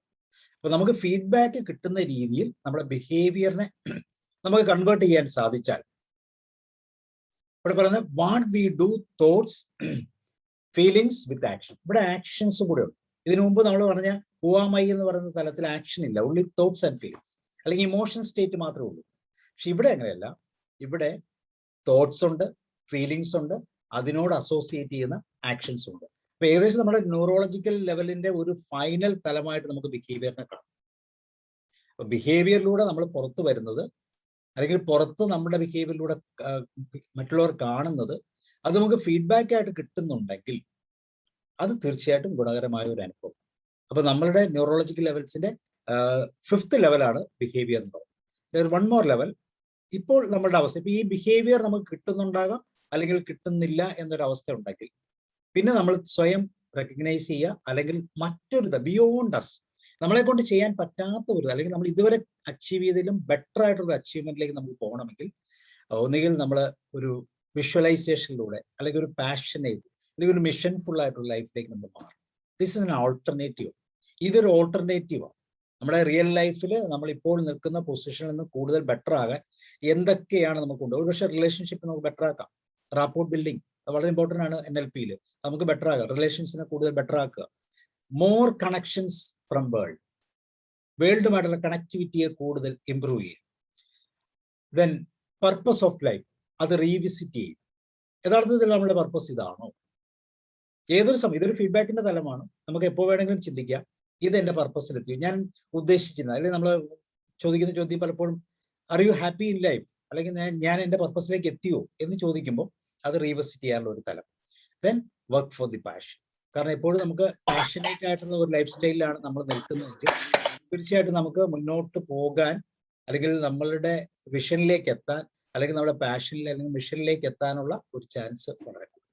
അപ്പൊ ഇങ്ങനെയുള്ള 6 തലങ്ങളിലൂടെയാണ് നമ്മുടെ ന്യൂറോളജിക്കൽ ലെവൽ, ഇത് നമ്മുടെ ന്യൂറോളജിക്കൽ റിട്രെയിനിങ് അല്ലെങ്കിൽ അതിനെ നമ്മൾ വീണ്ടും റീഫിക്സിങ് ആണ്. ന്യൂറോളജിക്കൽ ലെവലിനെ നമ്മൾ റീഫിക്സ് ചെയ്യണം. അപ്പൊ ഇത് നമ്മളെ കുറിച്ചുള്ള ഒരു പഠനം. അപ്പൊ നമ്മളുടെ എൻവറോൺമെന്റിനെ കുറിച്ച് അറിഞ്ഞിരിക്കുക, നമ്മുടെ 4 തലങ്ങളെ കുറിച്ച് നമ്മൾ ചെയ്യുക. ഈ പിരമിഡൽ സ്റ്റേപ്പിലല്ല ഞാൻ പറഞ്ഞത്, ഞാൻ അതിന്റെ നമ്മളുടെ സ്ട്രക്ചർ ഹയറാർക്കിയോടെ എൻവറോൺമെന്റിനെ കുറിച്ച് നമ്മൾ അറിയുക. രണ്ടാമത്തെ തലം എന്ന് പറയുന്നത് ബിലീഫ്സ് ആൻഡ് വാല്യൂസിനെ കുറിച്ചാണ് നമ്മൾ പറഞ്ഞത്. ബിലീഫ് ആൻഡ് വാല്യൂസ്, ആദ്യം എൻവറോൺമെന്റ്, രണ്ടാമത് നമ്മൾ ബിലീഫാണ്. കാരണം എൻവറോൺമെന്റിൽ നിന്ന് കിട്ടുന്ന സെൻസറി ഇൻപുട്ടുകളെ നമ്മൾ ബാലൻസ് ചെയ്യുന്ന, അല്ലെങ്കിൽ നമ്മൾ കൃത്യമായിട്ട് DDG ഫിൽറ്ററിലൂടെ അനലൈസ് ചെയ്യുന്നത് ബിലീഫ് അല്ലെങ്കിൽ വാല്യൂസ് അല്ലെങ്കിൽ പ്രിൻസിപ്പിൾസിനെ ബേസ് ചെയ്താണ്. അപ്പോൾ രണ്ടാമത്തെ തലം. പിന്നെ നമ്മൾ അവിടെ നിന്ന് മൂന്നാമത്തെ തലം എന്ന് പറയുന്നത് നമ്മുടെ ഐഡന്റിറ്റിയിലേക്കാണ് നമ്മൾ പോയത്. അത് ഇമോഷൻ സ്റ്റേറ്റ് ആണെന്ന് പറഞ്ഞു. നമ്മുടെ identity is the emotion state. Emotion state എന്ന് നമ്മൾ പറയുമ്പോൾ തോട്ട്സും ഫീലിങ്സും ഉള്ള ഒരു തലം. തോട്ട്സും ഫീലിങ്സും അതിൻ്റെ അകത്തുണ്ട്, എന്നാൽ ആക്ഷനിലേക്ക് നമ്മൾ വരുന്നില്ല. അവിടെ നമുക്ക് നമ്മളുടെ ഇമോഷൻസ് എല്ലാം വളരെ കൃത്യമായിട്ട് നമുക്ക് എക്സ്പ്രസീവായി തിരിച്ചറിയാൻ പറ്റും. മറ്റുള്ളവർക്ക് ഒരു പരിധി വരെ നമുക്ക് അവർക്ക് മനസ്സിലാക്കാൻ പറ്റും, പക്ഷെ അത് ആക്ഷനിലേക്ക് ഓറിയന്റഡ് ആയിട്ട് വരുന്നില്ല. അതിന് മൂന്നാമത്തെ തലം എന്ന് പറയുന്നത് നമ്മുടെ കേപ്പബിലിറ്റിയാണ്. നാലാമത്തെ തലം കേപ്പബിലിറ്റി എന്ന് പറഞ്ഞാൽ അവിടെ ഞാൻ പറഞ്ഞു സംതിങ് റിലേറ്റഡ് ടു മൈൻഡിന്റെ ലാംഗ്വേജ്, സബ് മൊഡാലിറ്റീസ്. നമ്മൾ കാണുന്ന ആ ഇൻഫർമേഷന്റെ കൂടുതൽ ഡീറ്റെയിലിംഗ് ആണ് നമ്മളവിടെ അനലൈസ് ചെയ്യുന്നത്. ഓരോ ഡീറ്റെയിലിംഗിൽ നമ്മൾ ചെയ്യുമ്പോൾ കൃത്യമായിട്ട് നമ്മളെ സ്വയം അനലൈസ് ചെയ്യാൻ, കൂടുതൽ നമ്മളുടെ കേപ്പബിലിറ്റിയിലേക്ക് എത്താൻ, അല്ലെങ്കിൽ നമ്മളുടെ കഴിവുകളിലേക്ക് നമുക്ക് എത്താനുള്ള ഒരു സാഹചര്യം നമുക്കുണ്ടാകും.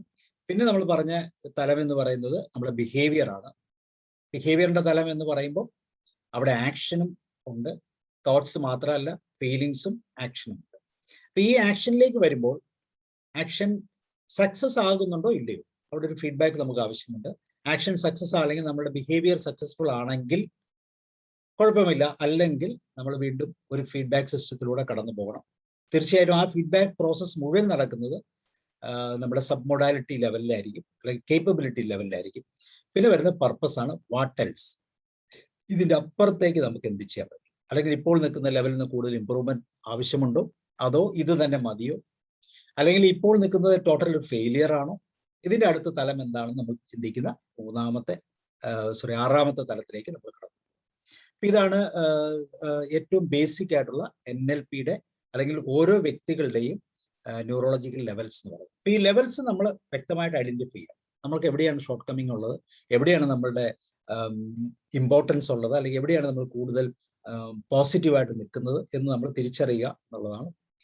ഇനി ഇതിന് നമ്മൾ സ്വല്പം ഡീറ്റെയിൽ ആയിട്ട് പോകുമ്പോൾ നമ്മുടെ ആദ്യത്തെ തലം gathering information from the outside world, that is called senses എന്ന് പറയും. നമ്മളെ 5 സെൻസ് ആണ് നമുക്കുള്ളത്. നമ്മുടെ ലേണിങ്ങിന്റെ ഏറ്റവും ഇമ്പോർട്ടൻ്റ് ആയിട്ടുള്ള ഒരു ഘടകമാണ്. ഈ സെൻസിലൂടെയാണ് ഇൻഫർമേഷനെ നമ്മൾ ഗ്യാദർ ചെയ്യുന്നത്. വിഷ്വൽ, ഓഡിറ്ററി, കെനസ്തെറ്റിക്, ഓൾഫാക്ടറി, ഗസ്റ്റേറ്ററി, അല്ലെങ്കിൽ seeing, hearing, feeling, smelling, tasting. അപ്പൊ ഇത്രയും ഇൻഫർമേഷൻസ് നമ്മൾ എടുക്കുന്നു. ഇത് ബേസിക് റെപ്രസെന്റേഷൻ ആണ്, അല്ലെങ്കിൽ ബേസിക് ഇൻപുട്ടുകളാണ്. ഇതിനെ നമ്മൾ ആദ്യം പറഞ്ഞ പോലെ ഒരു ബിലീഫ് സിസ്റ്റത്തിലൂടെ, അല്ലെങ്കിൽ ഒരു സെർട്ടൺ റൂൾസിലൂടെ, ഒരു മെഷറിംഗ് റോഡിലൂടെ കടത്തി ആസ് പെർ നമ്മൾ കണ്ടിട്ടുള്ള എല്ലാ ബിലീഫുകളും, അല്ലെങ്കിൽ നമ്മളുടെ ജീവിതത്തിൽ നമ്മൾ പകർത്തിയിട്ടുള്ളത് പലതരത്തിലുണ്ട്. കൾച്ചറൽ ബിലീഫ് ആകാം, റിലീജിയസ് ആകാം, സോഷ്യൽ ആകാം, പേഴ്സണൽ ബിലീഫ് ആകാം, ഫിനാൻഷ്യൽ ആകാം. ഇങ്ങനെയുള്ള പലതരത്തിലുള്ള ഡയമെൻഷണൽ ബിലീഫിലൂടെ നമ്മൾ കടത്തിവിട്ട് ഈ ഇൻപുട്ടുകളെ നമ്മൾ ഇൻപുട്ടുകളായിട്ട് തന്നെ സ്വീകരിക്കും. ഈ ഇൻപുട്ടുകൾ സ്വീകരിക്കുമ്പോൾ ഇത് എപ്പോഴും ശ്രദ്ധിക്കേണ്ട ഒരു പോയിന്റ്, ഇത് ലേണിംഗ് പർപ്പസിന് വേണ്ടി നമുക്ക് ഉപയോഗിക്കാമെന്നുള്ളതാണ് ഏറ്റവും വലിയ പ്രത്യേകത.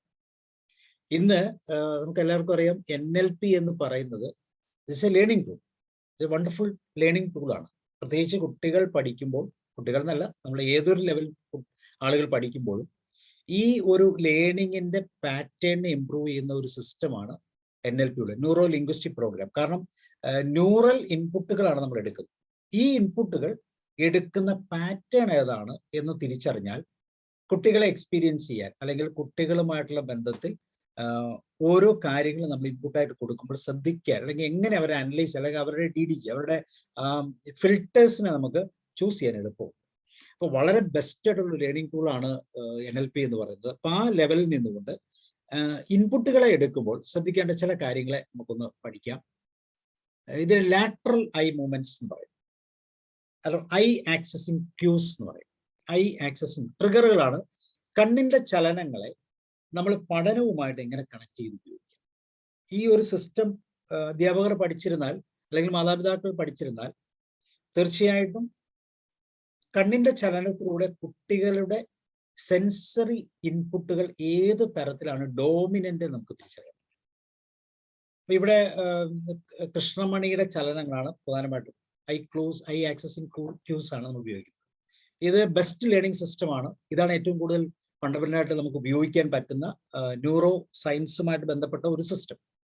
അപ്പൊ ഇതില് കൃഷ്ണമണിയുടെ ചലനങ്ങൾ, നമ്മൾ ചോദിക്കുന്ന കാര്യങ്ങൾ, ഒരു കുട്ടിയോട് ഒരു ചോദ്യം ചോദിക്കുമ്പോൾ ആ കുട്ടിയുടെ കണ്ണിന്റെ ചലനങ്ങളിലൂടെ ആ കുട്ടി ഏത് തരത്തിലുള്ള ഇൻപുട്ടുകളാണ് സ്വീകരിക്കാൻ പഠിച്ചിരിക്കുന്നത്. കാരണം അവനും ഒരു ബിലീഫുണ്ട്, കുട്ടിക്കാലം മുതൽ തന്നെ ഒരു ബിലീഫിൽ പോയിട്ടുണ്ട്.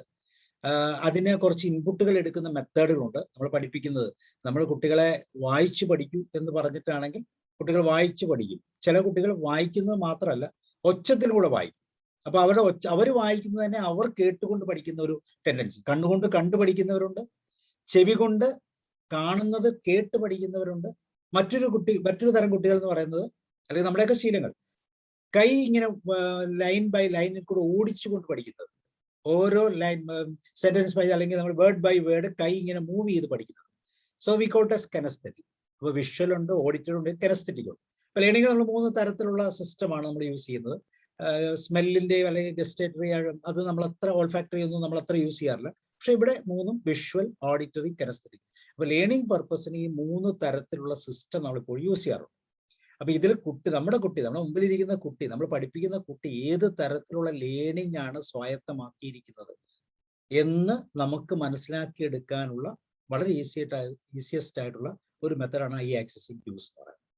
അപ്പൊ നമ്മൾ ഒരു കുട്ടിയായിട്ട് സംസാരിക്കുമ്പോൾ, കുട്ടിയോട് ചില ചോദ്യങ്ങൾ ചോദിക്കുമ്പോൾ ആ കുട്ടി തരുന്ന റെസ്പോൺസ്, ആ കുട്ടി ആ ഉത്തരം നൽകാൻ വേണ്ടി എടുക്കുന്ന സമയത്ത് അതിന്റെ കൃഷ്ണമണിയിൽ ഉണ്ടാകുന്ന ചലനം, ആ ചലനങ്ങളെ നമ്മളൊന്ന് ഒബ്സർവ് ചെയ്താൽ തീർച്ചയായിട്ടും ഏത് തരത്തിലുള്ള കുട്ടിയാണ്, വിഷ്വൽ ആയിട്ടുള്ള ലേണിംഗ് കപ്പാസിറ്റി ഉള്ള കുട്ടിയാണോ, അത് ഓഡിറ്ററി ആണോ, അതോ കെനസ്തെറ്റിക് ആണോ എന്ന് നമുക്ക് തിരിച്ചറിയാൻ സാധിക്കും. ഇതാണ് ഈ സിസ്റ്റത്തിന്റെ പ്രത്യേകത. ഇത് തീർച്ചയായിട്ടും അധ്യാപകരുടെ ലെവലിൽ നമ്മൾ മൾട്ടിപ്പിൾ ഇന്റലിജൻസ് എന്നൊക്കെ പറയുമ്പോൾ അവിടെ എല്ലാം ഈ തലങ്ങൾ വളരെ ഇമ്പോർട്ടൻ്റ് ആണ്, NLPയുമായിട്ടൊക്കെ ബന്ധപ്പെട്ട്. ഇവിടെ വിഷ്വലി ആണെങ്കിൽ, വിഷ്വൽ എന്ന് പറയുമ്പോൾ കണ്ണിന്റെ കൃഷ്ണമണി മുകളിലേക്ക് ലെഫ്റ്റിന്റെ കോർണറിലേക്ക് പോകാം, അല്ലെങ്കിൽ റൈറ്റ് കോർണറിലേക്ക് പോകാം. ലെഫ്റ്റോ റൈറ്റ് കോർണറിലേക്ക് പോകാൻ പറ്റുന്ന വിധത്തിലുള്ള, അല്ലെങ്കിൽ അങ്ങനെ കാണാം നമുക്ക്. ഇപ്പൊ വിഷ്വൽ ആയിട്ടുള്ള ഒരു ഡോമിനൻസ് ഉള്ള ഒരു കുട്ടിയാണെങ്കിൽ ആ കുട്ടിയുടെ ചോദ്യങ്ങൾ ചോദിക്കുമ്പോൾ അത് തരുന്ന റെസ്പോൺസിന് കണ്ണിന്റെ കൃഷ്ണമണി മുകളിലേക്ക് ചലിപ്പിക്കുന്ന ഒരു ടെൻഡൻസിയാണ്. അത് വിഷ്വലി കൺസ്ട്രക്റ്റഡ് ആകാം, വിഷ്വലി റിമെമ്പേർഡ് ആകാം. എന്നുവെച്ചാൽ മെമ്മറിയിൽ നിന്ന് എടുക്കുന്ന ഒരു കാര്യമാണെങ്കിൽ അതിന്റെ ലെഫ്റ്റ് കൃഷ്ണമണി ആയിരിക്കും മുകളിലേക്ക് ചലിക്കും. അത് അങ്ങോട്ട് കാണാം, എത്ര ആൻസർ പറയാനുള്ള ഇൻ ബിറ്റ്വീൻ ടൈമിൽ അതിന്റെ കൃഷ്ണമണി പോകുന്ന ആ രീതി അങ്ങനെയായിരിക്കും. വിഷ്വലി റിമെമ്പേർഡ് ആണെങ്കിൽ ലെഫ്റ്റിലേക്ക്. റൈറ്റ് സൈഡ് ആണെങ്കിൽ വിഷ്വലി കൺസ്ട്രക്റ്റഡ് ആയിരിക്കും. നമ്മൾ ഇതിനൊരു വേറെ രീതിയിൽ നിങ്ങൾ പലപ്പോഴും കണ്ടു കാണും, നുണ പറയുന്നുണ്ടോ എന്നെങ്ങനെ അറിയാം എന്നുള്ള ചോദ്യം. പോലീസിന് ഇൻവെസ്റ്റിഗേഷനൊക്കെ വളരെ യൂസ് ചെയ്യുന്ന ഒരു ടൂളാണ്. പക്ഷെ അതൊരു നെഗറ്റീവ് തലമാണെങ്കിൽ അതിനേക്കാളും ഇമ്പോർട്ടൻ്റ് ഈ കുട്ടി ഏത് തരത്തിലുള്ള ലേണിംഗ് ഡോമിനൻസ് ഉള്ള കുട്ടിയാണെന്ന് തിരിച്ചറിയാൻ വേണ്ടി നമ്മൾ ഉപയോഗിക്കുമ്പോഴാണ് അത് പ്രയോജനകരമായി മാറുന്നത്. അല്ലെ, കുട്ടികൾ കള്ളം പറയാനുണ്ടോ എന്ന് നോക്കുന്നതിനേക്കാളും അവരെ ട്രസ്റ്റ് ചെയ്യുന്നതാണ് നല്ലത്. അതിനേക്കാൾ എളുപ്പം ഇതാണ്. അപ്പം ചിലപ്പോൾ കുട്ടികൾ കൺസ്ട്രക്ട് ചെയ്ത് പറയും ചില ഇൻഫർമേഷൻ. ഇപ്പൊ ഇന്നലെ നീ എവിടെയായിരുന്നു എന്ന് ചോദിക്കുമ്പോൾ മെമ്മറിയിൽ നിന്ന് വേണമെങ്കിൽ എടുത്ത് പറയാം, ഇല്ലെങ്കിൽ എക്സാക്ട് എന്താണോ എന്നത് പറയാം. അപ്പൊ നമ്മളൊരു പ്രോബ്ലത്തിൽ നിൽക്കുന്ന അവസ്ഥയിലാണെങ്കിൽ വിഷ്വലി റിമെമ്പേർഡ് ആയിരിക്കും.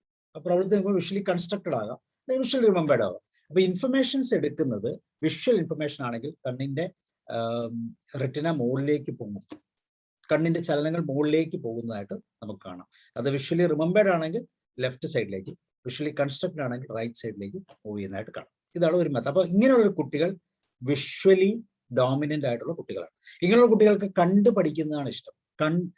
TV അല്ലെങ്കിൽ പിക്ചർ കാണുന്നു, അല്ലെങ്കിൽ യൂട്യൂബ് കാണുന്നു, അങ്ങനെയുള്ള ലേണിംഗ് സിസ്റ്റം കണ്ട് പഠിക്കുന്ന, അല്ലെങ്കിൽ വായിച്ച് അല്ലെങ്കിൽ നോക്കി പഠിക്കുന്ന തരത്തിലുള്ള കുട്ടികളായിരിക്കും ഇങ്ങനെയുള്ള കുട്ടികൾ അധികം. രണ്ടാമത് ഓഡിറ്ററി ടൈപ്പ്. ഓഡിറ്ററി ടൈപ്പ് എന്ന് വെച്ചാൽ സൈഡുകളിലേക്കായിരിക്കും, ലെഫ്റ്റിലേക്കോ റൈറ്റിലേക്കോ ഹൊറിസോണ്ടൽ ലൈനിൽ സൈഡുകളിലേക്ക് കൃഷ്ണമണി പോകുന്നതായിട്ട് തോന്നും. എന്ന് വെച്ചാൽ നമ്മൾ ഒരു ഇന്നലെ കേട്ട പാട്ട് അല്ലെങ്കിൽ ഇഷ്ടമുള്ള പാട്ട് ഏതാണെന്ന് ചോദിച്ചാൽ റിമെമ്പർ ചെയ്യുവാണെങ്കിൽ ലെഫ്റ്റിലേക്ക് മൂവ് ചെയ്യും, ഹൊറിസോണ്ടൽ ലെഫ്റ്റിലേക്ക് മൂവ് ചെയ്യും. അതേസമയം നമ്മൾ അത് കൺസ്ട്രക്ട് ചെയ്യുകയാണെങ്കിൽ, എന്ന് വെച്ചാൽ ആർട്ടിഫിഷ്യലായിട്ട് കൺസ്ട്രക്ട് ചെയ്തെടുക്കുകയാണെങ്കിൽ, ഇമാജിനേറ്റ് ചെയ്തെടുക്കുകയാണെങ്കിൽ ഹൊറിസോണ്ടൽ റൈറ്റിലേക്ക് മൂവ് ചെയ്യുന്നതായിട്ട് കാണും. അപ്പൊ ഇത് വളരെ ഇതാണ് സബ് മോഡാലിറ്റി ലെവൽ എന്ന് പറയും. കാണുക മാത്രം, നമ്മൾ കാണുന്ന കാഴ്ചയോ കുട്ടി നോക്കുന്നുണ്ടോ, നമ്മളെപ്പോഴും പറയും ഐ ടു ഐ കോണ്ടാക്ട് ഉണ്ടോ, ഐ കോണ്ടാക്ട് ഉണ്ടോ, ഓക്കെ. പക്ഷെ ഐ കോണ്ടാക്ടിന്റെ അകത്തുള്ള സബ് മോഡാലിറ്റി ആയിട്ട് ഇതിനെ നമുക്ക് കണക്ട് ചെയ്തെടുക്കാം. ഇതിന്റെ ആ ചെറിയ ചലനങ്ങൾ പോലും വ്യത്യസ്തതയോടെ നമുക്ക് മനസ്സിലാക്കാൻ സാധിക്കുന്ന ഒരു തലം. അപ്പൊ ഓഡിറ്ററി ആയ ഒരു കുട്ടി എന്ന് വെച്ചാൽ കേട്ട് പഠിക്കുന്ന ഒരു കുട്ടി. ചില കുട്ടികൾ ടീച്ചർ ക്ലാസ്സിൽ പഠിപ്പിക്കുന്ന കാര്യം മാത്രം മതി, വീട്ടിലൊന്നും പഠിക്കേണ്ട കാര്യമില്ല. അവർ ആ ഓഡിറ്ററി സെൻസിൽ കൂടെ തന്നെ കാര്യങ്ങൾ കൃത്യം മനസ്സിലാക്കി വളരെ മനോഹരമായിട്ട് അത് റീപ്രൊഡ്യൂസ് ചെയ്യാൻ പറ്റുന്നവരാണ്. So that is called auditory. അപ്പൊ ഓഡിറ്ററി കുട്ടികളാണെങ്കിൽ എപ്പോഴും കൃഷ്ണമണി ചലിക്കുന്നത് വശങ്ങളിലേക്ക്, ഹൊറിസോണ്ടൽ ലെഫ്റ്റിലേക്കോ റൈറ്റിലേക്കോ. ഇനി തേർഡ് ലെവൽ എന്ന് പറയുന്നത് ദാറ്റ് ഈസ് കോൾഡ് കെനസ്തെറ്റിക്. കെനസ്തെറ്റിക് എന്ന് വെച്ചാൽ റൈറ്റ് താഴോട്ട്, റൈറ്റിൽ താഴോട്ടാണെങ്കിൽ കെനസ്തെറ്റിക് ആയി. എന്ന് വെച്ചാൽ റൈറ്റ് സൈഡിലെ കണ്ണിന്റെ കൃഷ്ണമണി താഴോട്ട് ചലിക്കുന്നുണ്ടെങ്കിൽ കെനസ്തെറ്റിക്. കെനസ്തെറ്റിക് നമ്മൾ പറഞ്ഞു, എഴുതുമ്പോൾ ടച്ച് ഫീലിംഗ് ഉള്ളവർ, ഹഗ് ചെയ്യുന്നവർ, അങ്ങനെയൊക്കെ ടച്ച്, ഒരാളുമായി ടച്ച് ചെയ്യാനോ അങ്ങനെയുള്ള ടച്ചിങ് സെൻസേഷനുമായിട്ട് ബന്ധപ്പെട്ട് നിൽക്കുന്ന സാധിക്കും. ഇപ്പം നമ്മൾ കളിക്കുക, ഫുട്ബോൾ, വോളിബോൾ, ഈ എല്ലാ ഗെയിംസും, പ്ലേയിങ് ഗെയിംസ് എല്ലാം ഈ പറയുന്ന ഒരു കെനസ്തെറ്റിക് തലത്തിൽ നിന്നിലായിരിക്കും, കെനസ്തെറ്റിക് എന്ന് പറയുന്ന തലം. ഇനി ഓഡിറ്ററി ഡിജിറ്റൽ ആണ്, അതൊരു വ്യത്യാസമാണ്. ഓഡിറ്ററി ഡിജിറ്റൽ, ഡിജിറ്റലും അനലോഗും തമ്മിലുള്ള വ്യത്യാസമുണ്ട്. ഡിജിറ്റൽ എന്ന് പറഞ്ഞാൽ 0 കഴിഞ്ഞാൽ 1, പിന്നെ 2, 3, ഇതിനിടയ്ക്ക് ഇൻ ബിറ്റ്വീൻ ഒന്നുമില്ല. അപ്പൊ ക്ലാരിറ്റി, ഓഡിറ്ററി തന്നെ കേൾക്കുന്ന ശബ്ദത്തിന്റെ ക്ലാരിറ്റി. ഇപ്പൊ നമ്മൾ പഴയ ക്ലോക്ക് ബെല്ലടിക്കുക, അല്ലെങ്കിൽ ക്ലോക്ക് ബെല്ലടിക്കുമ്പോൾ 1, 2, 3, അതെല്ലാം ഡിജിറ്റൽ ഓഡിറ്ററി സിഗ്നൽ. അങ്ങനെ റെപ്രസെന്റ് ചെയ്യുന്ന കുട്ടികൾ ലെഫ്റ്റ് താഴോട്ടായിരിക്കും ഫീൽ ചെയ്യുന്നത്. പക്ഷെ അത്ര ക്ലാരിറ്റി നമുക്ക് ആവശ്യം വരുന്നില്ല. നമുക്ക് വിഷ്വൽ ആണോ ഓഡിറ്ററി ആണോ എന്നുള്ളതാണ് ഏറ്റവും കൂടുതൽ ഇമ്പോർട്ടൻറ്റ്. ഈവൻ കെനസ്തെറ്റിക് ഇമ്പോർട്ടൻ്റ് ആണ്. പിന്നെ അതിന്റെ അനലോഗ് ആണെങ്കിൽ ഇപ്പൊ നമ്മളൊരു കളർ കാണുക, ഒരു കളർ കാണുക എന്ന് വെച്ച് കഴിഞ്ഞാൽ, അല്ലെങ്കിൽ ഒരു ഇന്റൻസിറ്റി കാണുക എന്ന് വെച്ചാൽ അതിന്റെ ഇന്റൻസിറ്റി വേരിയേഷൻ ആണ്. അതിനൊരു 1, 2, 3 എന്ന് പറഞ്ഞ ലെവൽ നമുക്ക് പറയാൻ പറ്റില്ല, ഡിജിറ്റൽ ലെവലിലേക്ക് പറയാൻ പറ്റത്തില്ല, ഒരു ഡിസ്ക്രീറ്റ് ലെവൽ പറയാൻ പറ്റത്തില്ല. അത് കണ്ടിന്യൂസ് നേച്ചറാണ്. കണ്ടിന്യൂസ് നേച്ചർ എന്ന് വെച്ചാൽ അത് അപ്പൊ അങ്ങനെ ഒരു ടൈപ്പ് അല്ല. This is called auditory digital. അപ്പൊ നമ്മുടെ ലാറ്ററൽ ഐ മൂവ്മെന്റ്സ് നമ്മുടെ കുട്ടികളുടെ ഐ ക്ലൂസ്, അല്ലെങ്കിൽ ഈ പറയുന്ന ആക്സസിങ് ഐ ക്ലൂസ് ഉപയോഗിച്ച് കുട്ടി ഓഡിറ്ററി ആണോ അതോ വിഷ്വൽ ആണോ എന്ന് അറിഞ്ഞാൽ അവർക്ക് കാര്യങ്ങൾ, അങ്ങനെ ഓഡിറ്ററി ആയ കുട്ടികൾക്ക് അമ്മ പറഞ്ഞു കൊടുക്കുന്നതായിരിക്കും. ഇത് എങ്ങനെയാണ് സംഭവിക്കുന്നത്?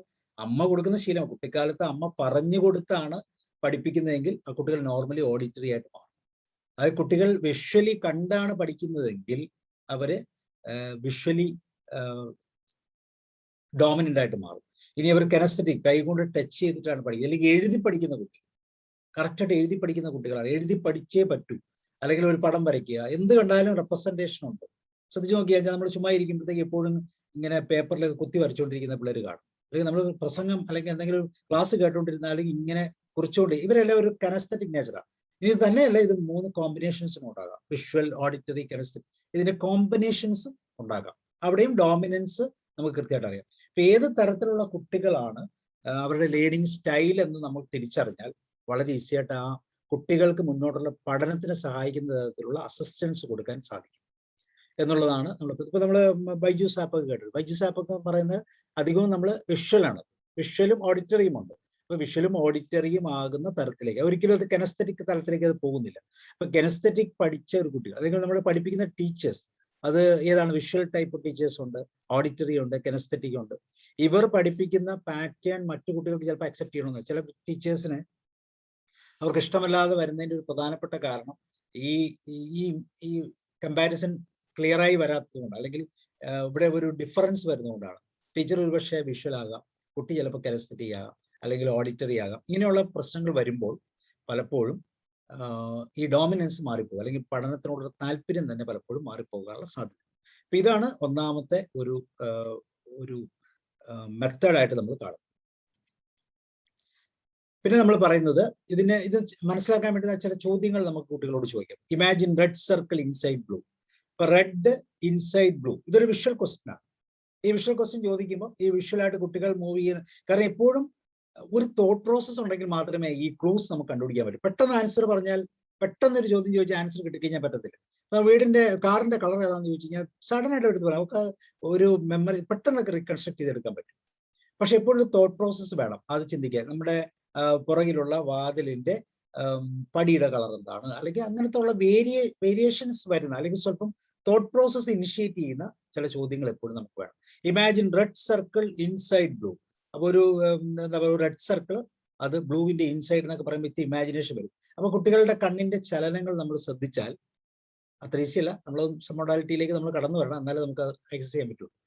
Colour of your front door. Front ഡോറിന്റെ കളർ എന്ന് പറയുമ്പോഴത്തേക്കും ചിലപ്പോൾ പെട്ടെന്ന് റീകൺസ്ട്രക്ട് ചെയ്യാൻ പറ്റും. പക്ഷെ പഴയ വീട്, നിങ്ങൾ പഴയ വീട്ടിൽ താമസിച്ചുകൊണ്ടിരുന്ന ആ വീടിന്റെ ഫ്രണ്ട് ഡോറിന്റെ കളർ എന്താണെന്ന് ചോദിച്ചു കഴിഞ്ഞാൽ ചിലപ്പോൾ നമ്മൾ ശരി ഒന്ന് പരും. ആ സമയം, ആ തോട്ട് പ്രോസസ് എടുക്കുന്ന സമയത്ത് കണ്ണിന്റെ ചലനങ്ങൾ അത് വിഷ്വലി കൺസ്ട്രക്റ്റഡ് ആണോ അതോ വിഷ്വലി റിമെമ്പേർഡ് ആണോ നമുക്ക് കൃത്യമായിട്ട് തിരിച്ചറിയാം. Which of your front has red colour. Red colour കാറിനോ, അല്ലെങ്കിൽ ആ റെഡ് കളറുള്ള കാറുള്ള നിങ്ങളുടെ ഫ്രണ്ട് ഏതാണ്, എൻ്റെ കാറിന്റെ കളറുള്ള റെഡ് ഉള്ളത് ആരാണ് എന്ന് ചോദിച്ചു കഴിഞ്ഞാൽ സ്വല്പം കൂടെ തിങ്ങിയും. അത് here your favourite sound in mind. നമുക്ക് ഏറ്റവും ഇഷ്ടമുള്ള ആ സൗണ്ട് മൈൻഡിൽ ഒന്ന് റെപ്രസെന്റ് ചെയ്യാനുള്ള ടൈം. അപ്പൊ ഹിയർ എന്ന് പറയുമ്പോൾ അതൊരു കെനസ്തെറ്റിക് ഇഫക്റ്റിലേക്കാണ്, ഓഡിറ്ററി ആണ്. ഹിയർ യുവർ നെയിം, പേര് കേൾക്കുക. ആ ഹിയർ യുവർ നെയിം എന്ന് പറഞ്ഞാൽ നമ്മൾ പെട്ടെന്ന് അസാധാരണമായ ഒരു ഗ്രൂപ്പിൽ നിന്ന് പെട്ടെന്ന് നമ്മുടെ പേര് കേട്ട് നമ്മൾ വളരെയധികം എന്താ പറയുന്ന ഒരു പ്രത്യേക അനുഭവത്തിലേക്ക്, ഒരു എക്സ്പീരിയൻസിലേക്ക് കടന്നു പറ്റും. അതുപോലെ ഒരു ക്രേസി സൗണ്ട്, ഇഷ്ടമുള്ളതോ ഇഷ്ടമല്ലാത്ത ക്രേസി സൗണ്ട്. അതുപോലെ ഫീൽ കോൾഡ് വാട്ടർ. നമ്മൾ ടൂറിന് പോയി അല്ലെങ്കിൽ അന്ന് നല്ല തണുപ്പുള്ള ഊട്ടിയിൽ പോയപ്പോൾ അവിടെ ആ കോൾഡ് വാട്ടർ നമ്മൾ ടച്ച് ചെയ്ത ആ ഫീലിംഗ് നമുക്ക് എനസ്തെറ്റിക് ഫീലിംഗ് ആണ്. അപ്പോൾ നമ്മുടെ കണ്ണിന്റെ ചലനങ്ങൾ നമുക്കത് ഫീൽ ചെയ്ത് കിട്ടും. അതുപോലെ ഫീൽ ഹോട്ട് സൺ. അതുപോലെ feel like to put on wet socks. ഒരു തണുത്ത സോക്സ് നമ്മൾ ധരിക്കാൻ ശ്രമിക്കുമ്പോൾ ഉണ്ടാകുന്ന ഫീലിംഗ്, അതിനെക്കുറിച്ച് അത് ഫീൽ ചെയ്യാൻ പറയുമ്പോഴത്തേക്കും ആ കെനസ്തെറ്റിക് കറക്റ്റായിട്ട് റൈറ്റ് സൈഡിന്റെ താഴോട്ട് ഒരു മൂവ്മെന്റ് കണ്ണിന്റെ കൃഷ്ണമണി ചലിക്കുന്നതായിട്ട് നമുക്ക് കാണാം. അപ്പൊ ഇതെല്ലാം ഇത് നമ്മളുടെ ഉദ്ദേശം എന്ന് വെച്ചാൽ ഇങ്ങനെയുള്ള സബ് മൊഡാലിറ്റിയിലേക്ക് നമ്മൾ എത്തുമ്പോൾ വളരെ കൃത്യതയോടുകൂടി നമുക്ക് നമ്മുടെ ബിഹേവിയറിനെ കൺട്രോൾ ചെയ്യാൻ സാധിക്കും എന്നുള്ളതാണ് ഇതിന്റെ ഒരു പ്രത്യേകത. അടുത്ത തലം എന്ന് പറഞ്ഞാൽ നമ്മുടെ ഇമോഷണൽ സ്റ്റേറ്റ് ആണ്. അപ്പൊ നമ്മൾ ആദ്യത്തെ തലം പറഞ്ഞു. രണ്ടാമത്തത് ഇമോഷണൽ സ്റ്റേറ്റിലേക്കാണ് പോകുന്നത്. ആദ്യത്തെ നമ്മൾ സെൻസറി ഇൻപുട്ടുമായിട്ട് ബന്ധപ്പെട്ട് വിഷൻ, അതുപോലെ ഓഡിറ്ററി, ഇങ്ങനെയുള്ള സിസ്റ്റത്തെ കുറിച്ച് പഠിച്ചു. അതിൻ്റെ അകത്ത് പ്രധാനമായും ഏത് തരത്തിലുള്ള സിസ്റ്റമാണ് നമ്മൾ യൂസ് ചെയ്യേണ്ടതെന്ന് പഠിച്ചു. പിന്നെ നമ്മൾ പറയുന്നത് ഇമോഷണൽ സ്റ്റേറ്റ് ആണ്. Being in any moment. ഇപ്പോൾ നമ്മൾ നിൽക്കുന്ന സ്റ്റേറ്റ്, ഈ സ്റ്റേറ്റിന്റെ പ്രത്യേകത നമ്മൾ പറഞ്ഞിരുന്നു. ഇവിടെ തിങ്കിങ് ഉണ്ട്, തോട്ട്സ് ഉണ്ട്, ഇമോഷൻസ് ഉണ്ട്. അപ്പൊ തിങ്കിങ്ങും ഇമോഷൻസും കൂടെ ചെന്ന് അതൊരു മെന്റൽ ലെവലായിട്ട് മാറും. അതേപോലെ തന്നെ ഒരു ബോഡി ട്യൂണിങ്ങും ഉണ്ട്. ഇമോഷണൽ സ്റ്റേറ്റിൽ എപ്പോഴും ഒരു ബോഡിക്ക് ഒരു ട്യൂണിങ്, അല്ലെങ്കിൽ ഫിസിക്കൽ ബോഡി ലാംഗ്വേജിന് ഒരു ചേഞ്ച് വരാറുണ്ട്. അപ്പൊ നമ്മൾ മനസ്സിൽ സന്തോഷമാണെങ്കിൽ അത് എക്സ്പ്രസ് ചെയ്യുന്ന ഒരു ബോഡി ലാംഗ്വേജിലായിരിക്കും നമ്മൾ നിൽക്കുന്നത്. സങ്കടമാണെങ്കിൽ അതിനോട് യോജിച്ച, സങ്കടമാകുമ്പോൾ പലപ്പോഴും നമ്മുടെ തലയൊക്കെ താന്നായിരിക്കും ഇരിക്കുന്നത്, ഷോൾഡറൊക്കെ ഡൗൺ ആയിരിക്കും.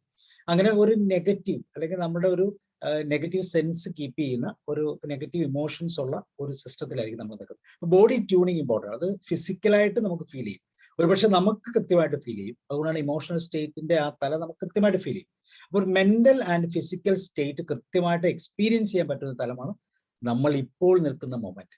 Being in any moment. ഏതൊരു നിമിഷത്തിൽ നമ്മൾ നിൽക്കുമ്പോഴും നമുക്ക് ഈ മെന്റൽ ആൻഡ് ഫിസിക്കൽ തലത്തെ കൃത്യമായിട്ട് സെൻസ് ചെയ്യാൻ പറ്റും. അപ്പൊ ഇവിടെയാണ് നമ്മളുടെ പ്രത്യേകത.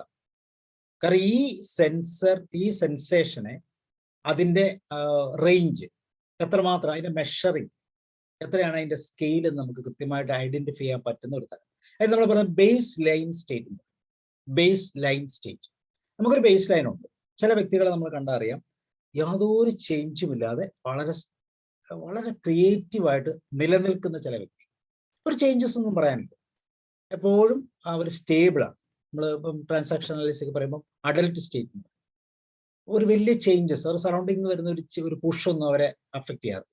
അപ്പൊ അതൊരു ബേസ് ലൈനാണ്. ഈ ബേസ് ലൈൻ ചിലവരുടെ ഹൈ ഇമോഷണൽ ആകാം, ചിലപ്പോൾ ലോ ആകാം, ചിലപ്പോൾ ഈ പറയുന്ന പോലെ ബേസ് ലൈൻ ആകാം. അപ്പൊ ഇത് നമ്മൾ തിരിച്ചറിയുക എന്നുള്ളത്, നമ്മുടെ ഇമോഷണൽ ലൈൻ എന്താണ്, ആ സ്റ്റേറ്റ് എന്താണ് നമ്മൾ തിരിച്ചറിയുക. അതിനകത്തൊരു മെന്റൽ പാർട്ടുണ്ട്, തിങ്കിങ്ങിന്റെ തോട്ട് റിലേറ്റഡ് ഉണ്ട്, ഇമോഷണൽ റിലേറ്റഡ് ഉണ്ട്, ഫിസിക്കൽ റിലേറ്റഡ് ഉണ്ട്. ഈ ഫിസിക്കലിലൂടെ വരുമ്പോഴാണ് നമുക്ക് ശരിക്കും നമുക്ക് ഫീൽ ചെയ്യുന്നത്. ശരിക്കും ഒരു പ്രോബ്ലം അല്ലെങ്കിൽ ഒരു നമ്മുടെ ന്യൂറോളജിക്കൽ ആയിട്ടുള്ള ഒരു പ്രോബ്ലം നമ്മൾ അനലൈസ് ചെയ്യുന്നത് നമ്മുടെ ഫിസിക്കൽ ചേഞ്ച് കൊണ്ട് തന്നെയാണ്. നമുക്ക് ഡള്ളാണെന്ന് ഫീൽ ചെയ്യും, ശരീരത്തിന് ഇന്റേണൽ ആയിട്ടുള്ള ഒരു പ്രോബ്ലം പോലും, ഗസ്റ്ററി അല്ലെങ്കിൽ നമ്മുടെ ഡൈജസ്റ്റീവ് ആയിട്ടുള്ള പ്രശ്നം പോലും നമുക്ക് നമ്മുടെ ഫിസിക്കൽ ഫീലിങ്ങിലൂടെ കടന്നു വരും. അപ്പോൾ അത് നമ്മൾ ഐഡന്റിഫൈ ചെയ്യുക, അതിന് നമ്മൾ എങ്ങനെയാണ് ബാലൻസ് ചെയ്ത് നോക്കുക. അപ്പോൾ ബേസ് ലൈൻ സ്റ്റേറ്റ് അറിയാം. പിന്നെ ഇതിന് അസോസിയേഷൻ, ഡിസോസിയേഷൻ, ഇതൊക്കെ വളരെ NLP ഉപയോഗിക്കുന്ന ടൂളുകളാണ്. Association, dissociation. അസോസിയേറ്റ് ചെയ്യാന്ന് വെച്ചാൽ എന്താണ്? ഞാൻ ആ സിസ്റ്റവുമായിട്ട് അസോസിയേറ്റ് ചെയ്യുക. ഞാനിപ്പോൾ ഇമോഷനിലാണ് അസോസിയേറ്റ് ചെയ്യുന്നത്, അല്ലെങ്കിൽ ഞാനിപ്പോൾ ജോയ്ഫുൾനെസ്സിലാണ്, അല്ലെങ്കിൽ വേറെ പറയുകയാണെങ്കിൽ ഹാപ്പിനെസ്സിലാണ് അസോസിയേറ്റ്. അപ്പൊ അസോസിയേഷൻ, ഡിസോസിയേഷൻ, ഞാൻ എങ്ങനെയാണ് അസോസിയേറ്റ് ചെയ്യുന്നത്? ഈ അസോസിയേഷനിൽ നിന്ന് നമുക്ക് വേണമെങ്കിൽ എന്ത് ചെയ്യാം? ബ്രേക്ക് സ്റ്റേറ്റിലേക്ക് പോകണം. നമ്മൾ വണ്ടി ഓടിക്കൊണ്ടിരിക്കുമ്പോൾ ന്യൂട്രൽ ഇടുന്നത് എന്തിനാണ്? പോസിറ്റീവ് പോകണം, മുന്നോട്ട് പോകണോ പുറകോട്ട് വേണോ എന്ന് തീരുമാനിക്കുന്ന ആ ഒരു ജംഗ്ഷനാണ് നമ്മൾ ന്യൂട്രൽ എന്ന് പറയുന്നത്. ബ്രേക്ക് സ്റ്റേറ്റ് ആണ്. ആ സ്റ്റേറ്റിൽ നമുക്ക് പോസിറ്റീവായിട്ട് പോകാം, നെഗറ്റീവായിട്ട് പോകും. അപ്പൊ ഈ നോർമൽ ഇപ്പോൾ നിൽക്കുന്ന സ്റ്റേറ്റ്, ബേസ് ലൈൻ സ്റ്റേറ്റിൽ നിന്ന്, അല്ലെങ്കിൽ നമ്മൾ ഇപ്പോൾ നിൽക്കുന്ന ആ ഇമോഷണൽ ലെവലിൽ നിന്ന് നമ്മൾ എന്ത് ചെയ്യണം? ബ്രേക്ക് സ്റ്റേറ്റിലേക്ക്, ന്യൂട്രലിലേക്ക് വരാനുള്ള ഒരു കപ്പാസിറ്റി നമുക്കുണ്ടാകും. റെസിലിയൻസ് നമുക്ക് വേണമെങ്കിൽ പറയാം. ഓക്കെ. പിന്നെ നമ്മുടെ ആങ്കറിങ് എന്ന് പറഞ്ഞാൽ, ഇതെല്ലാം NLPയുടെ ടൂളുകളാണ്. ആങ്കറിങ് എന്ന് പറഞ്ഞാൽ ഏതെങ്കിലും ഒരു പ്രത്യേക അനുഭൂതിയെ, ഒരു എക്സ്പീരിയൻസിനെ നമ്മൾ നമ്മളുടെ ബെറ്റർ എക്സ്പീരിയൻസിലേക്ക് മാറ്റുക. നമ്മൾ ഒരു നല്ല ടൂർ പ്ലേസിൽ പോയി നമുക്ക് അവിടെ ഫീൽ ചെയ്യുന്ന ഒരു തണുപ്പ്, ആ കാറ്റടിക്കുമ്പോൾ നമുക്ക് ഫീൽ ചെയ്യുന്ന, ശരീരം മുഴുവൻ രോമാഞ്ചം ഉണ്ടാകുന്ന ആ തണുപ്പിനെ നമ്മൾ ഒരു ആങ്കറിലേക്ക് മാറ്റും. അത് വിഷ്വൽ ആങ്കർ ആകാം, ഓഡിറ്ററി ആങ്കർ ആകാം, കെനസ്തെറ്റിക് ആകാം, ഗസ്റ്റേറ്ററി ആകാം. ചില ഫുഡ് കഴിക്കുമ്പോൾ കിട്ടുന്ന ടേസ്റ്റ്, അയ്യോ ഇത്ര, അതാണ് ചില പറഞ്ഞത്, എൻ്റെ അമ്മ ഉണ്ടാക്കിയ ഫുഡ്, അത് എനിക്ക് ടേസ്റ്റ് ഒരിക്കലും മറക്കാം. അതാണ് അതാണ് ആങ്കർ എന്ന് പറയുന്നത്. അതുപോലെ നമ്മൾ ഫ്ലാഗ്, നാഷണൽ ആന്തം കാണും, വാഗ ബോർഡറിലൊക്കെ പോയി കഴിഞ്ഞിട്ട് അവിടുത്തെ സല്യൂട്ടിങ് പരേഡൊക്കെ കണ്ടു കഴിഞ്ഞാൽ നമ്മൾക്ക് അറിയാതെ നമ്മുടെ രക്തം തിളയ്ക്കും, ഒരു ഇന്റഗ്രിറ്റി ഫീൽ ചെയ്യും. അപ്പൊ ഇവിടെ എല്ലാം ആങ്കറിലേക്ക് നമ്മൾ ആ ഒരു സിറ്റുവേഷനെ നമ്മുടെ നെഗറ്റീവ് സ്റ്റേറ്റിൽ നിന്ന് പോസിറ്റീവ് സ്റ്റേറ്റിലേക്ക് നമ്മളെ മാറ്റുന്ന തരത്തിലുള്ള ഒരു സിസ്റ്റത്തിലേക്ക് നമ്മൾ മാറ്റും. ബാങ്കേഴ്സ് പ്രൊവൈഡ് ചെയ്യും. വിഷ്വലായിട്ട് ചില കാഴ്ചകൾ കണ്ടാൽ എനിക്ക് ഇപ്പോൾ ഉള്ള നെഗറ്റീവിൽ നിന്ന് ഒരു ബ്രേക്ക് സ്റ്റേറ്റ് കൊടുത്ത് പോസിറ്റീവിലേക്ക് മാറാനുള്ള ഒരു കപ്പാസിറ്റി ഉണ്ടാക്കി. ഞാൻ നെഗറ്റീവ് എപ്പോഴും നെഗറ്റീവ് ആകുമ്പോഴാണ് ഈ പറയുന്ന ഒരു അസോസിയേഷൻ, നെഗറ്റീവ് അസോസിയേഷൻ ഉള്ളപ്പോഴാണ് നമുക്ക് ആങ്കേഴ്സ് ആവശ്യം വരുന്നത്. ഓഡിറ്ററി ആകാം, ചില വിളികൾ, അതുപോലെ കെനസ്തെറ്റിക്, ചില ടച്ചുകൾ, ഇതെല്ലാം നമുക്ക്. അപ്പൊ നമ്മൾ തണുപ്പിന്റെ എക്സാമ്പിൾ പറഞ്ഞത് കെനസ്തെറ്റിക് ആങ്കർ ആണ്.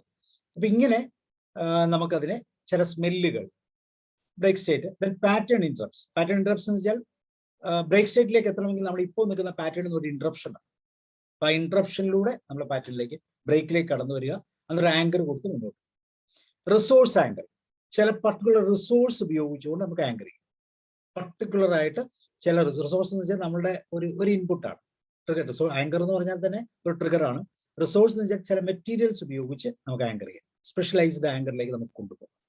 ഇപ്പൊ കയ്യിൽ, ഷോൾഡറിൽ, നമ്മളുടെ ഷോൾഡറിൽ ഒന്ന് പാറ്റ് ചെയ്യുക, നമ്മുടെ അച്ഛൻ പാറ്റ് ചെയ്യുന്നു എന്ന് ഫീൽ, ഇങ്ങനെ ഫീൽ ചെയ്തിട്ടുണ്ടെങ്കിൽ ഈ ഫീലിങ്സിനെ വളരെ പോസിറ്റീവായിട്ട് നമുക്ക് ഉപയോഗിക്കാവുന്ന ഒരു തലത്തിലേക്ക് കൊണ്ടുപോകാം. എപ്പോഴൊക്കെ നമ്മൾ ഡൗൺ ആകുന്നുണ്ടോ, അപ്പൊ അച്ഛൻ്റെ ഒരു തലോടൽ, ചില മരണത്തിന് ശേഷമൊക്കെ ഇങ്ങനത്തെ സെൻസേഷനെ കുറിച്ച് പറയാറുണ്ട്.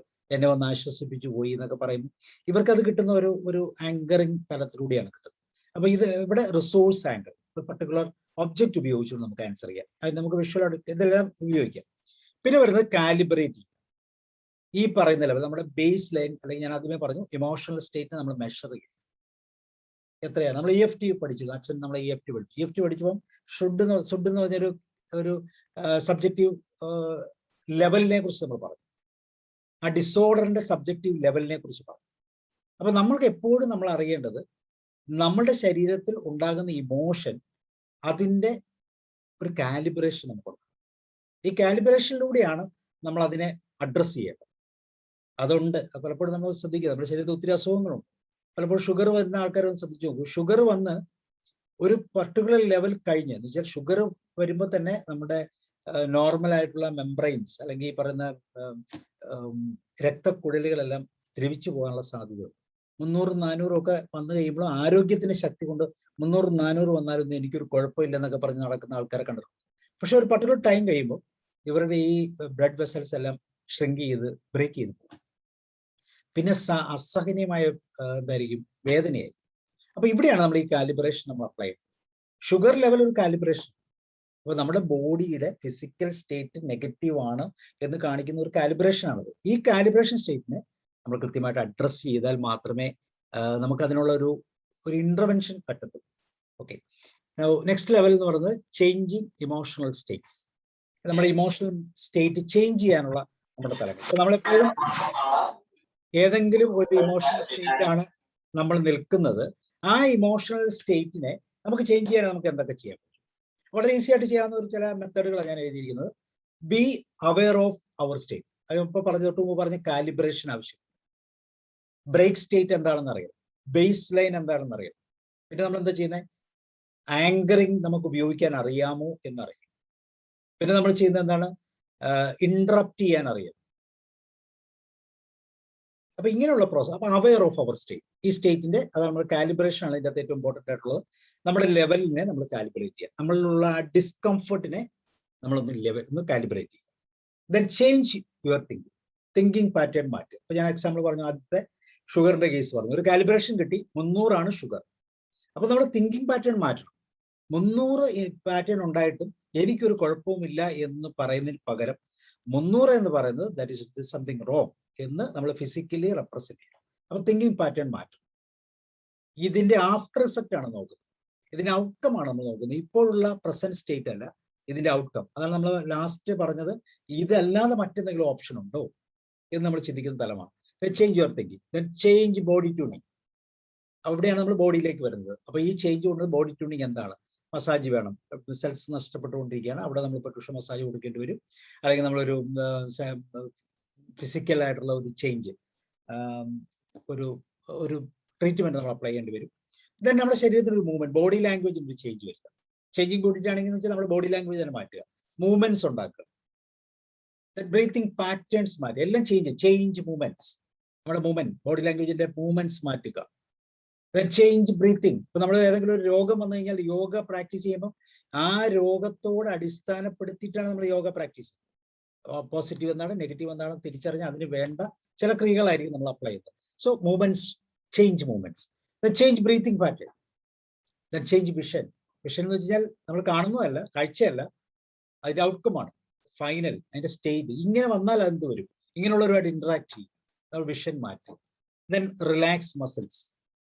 മെഡിറ്റേഷനോ റിലാക്സ് മസിൽസ് കൊടുക്കും. ദെൻ ഇവിടെ നമുക്ക് റിസോഴ്സ് ആങ്കറിംഗ് എന്ന് പറയുന്ന ഒരു മെത്തേഡ് നമുക്ക് യൂസ് ചെയ്യാം. ആങ്കറിങ് ഇതെല്ലാം നമുക്ക് ഇവിടെ യൂസ് ചെയ്യാവുന്നതാണ്. ഇതെല്ലാം അതിന്റെ ടൂളുകളാണ്. ടൂളുകൾ നമുക്ക് പിന്നെ ഒരു ദിവസം മൂവ് ചെയ്ത് പറയാം. Okay, then changing emotional state. അപ്പൊ ചേഞ്ച് വരുത്തുക, നമ്മളിൽ തന്നെ ഒരു ചേഞ്ച്. എന്താണ്? ഇപ്പോഴും നമ്മുടെ ഇമോഷണൽ സ്റ്റേറ്റ് എന്താണെന്ന് മനസ്സിലാക്കിക്കൊണ്ട് അതിലൊരു ചേഞ്ച് വരുത്താൻ നമ്മൾ തയ്യാറാകും. ദെൻ പിന്നെ വരുന്നത് മൊഡാലിറ്റി ആൻഡ് സബ് മൊഡാലിറ്റി. ഇതും എല്ലാം ടൂളുകളാണ്. ഈ ടൂളുകൾ ഉപയോഗിച്ചിട്ട് നമുക്ക് മൊഡാലിറ്റി എന്ന് പറഞ്ഞു കഴിഞ്ഞപ്പോൾ മൊഡാലിറ്റിയിൽ നിന്ന് സബ് മൊഡാലിറ്റിയിലേക്ക് മാറുക എന്ന് വെച്ചാൽ നമ്മുടെ മൈൻഡിന്റെ ലാംഗ്വേജിലേക്ക് പോകുക. അപ്പൊ നമ്മുടെ മൈൻഡിന്റെ ലാംഗ്വേജിലേക്ക് എത്താത്തത് കൊണ്ടാണ് പലപ്പോഴും നമ്മൾ ഇങ്ങനെയുള്ള ചില രോഗങ്ങൾ വരുമ്പോൾ ചികിത്സിക്കാറ്. കാരണം ഫിസിക്കലി കുഴപ്പമില്ല, പിന്നെ എന്താണ് പ്രോബ്ലം? മൈൻഡ് ലാംഗ്വേജ് പറയുന്നത് എന്താണ്? അതിനൊരു ഔട്ട്കം ഉണ്ട്. ഈ ഔട്ട്കമുമായിട്ട് ബന്ധപ്പെട്ട് നമ്മുടെ ജീവിതത്തിൽ എന്ത് സംഭവിക്കും? അപ്പൊ ഇതാണ് മൈൻഡ് ലാംഗ്വേജ് നമുക്ക് സംസാരിക്കും. മൈൻഡ് ലാംഗ്വേജിൽ എത്താൻ വേണ്ടി അതിന്റെ അപ്പൊ നമ്മൾ നോക്കുന്നത് ഈ വേദന അല്ലെങ്കിൽ ഷുഗർ ഉണ്ടെങ്കിൽ ഇതുകൊണ്ടുണ്ടാകാവുന്ന ചേഞ്ചസ് എന്തൊക്കെയാണ്, അതിന്റെ ഡീറ്റെയിലിംഗിലേക്ക് പോകാം. So we call it as sub modality. There are some critical sub modalities. Common sensibles, SCN ആണ് സെൻസിബിൾസ്. കോമൺ സെൻസിബിൾസ് എന്ന് പറയും. സെൻസിബിൾ ആയിട്ട് നമുക്ക് ഫീൽ ചെയ്യുന്ന കോമൺ ആയിട്ടുള്ള ചില സിംറ്റംസ്, സെൻസിബിൾ SCN ആണ്. ഓക്കെ, ഇത് ഡീറ്റെയിൽ ഇന്റേണൽ റെപ്രസെന്റേഷൻ സിസ്റ്റം ആണ്. ഇതിനകത്ത് ലൊക്കേഷൻ ഇമ്പോർട്ടൻ്റ് ആണ്, ഡിസ്റ്റൻസ് ഇമ്പോർട്ടൻ്റ് ആണ്, ഇന്റൻസ് ഇമ്പോർട്ടൻ്റ് ആണ്, അസോസിയേറ്റഡ് ആണോ ഡിസോസിയേറ്റഡ് ആണോ, ഇങ്ങനെയുള്ള എല്ലാ കാര്യങ്ങളും ഇമ്പോർട്ടൻ്റ് ആണ്.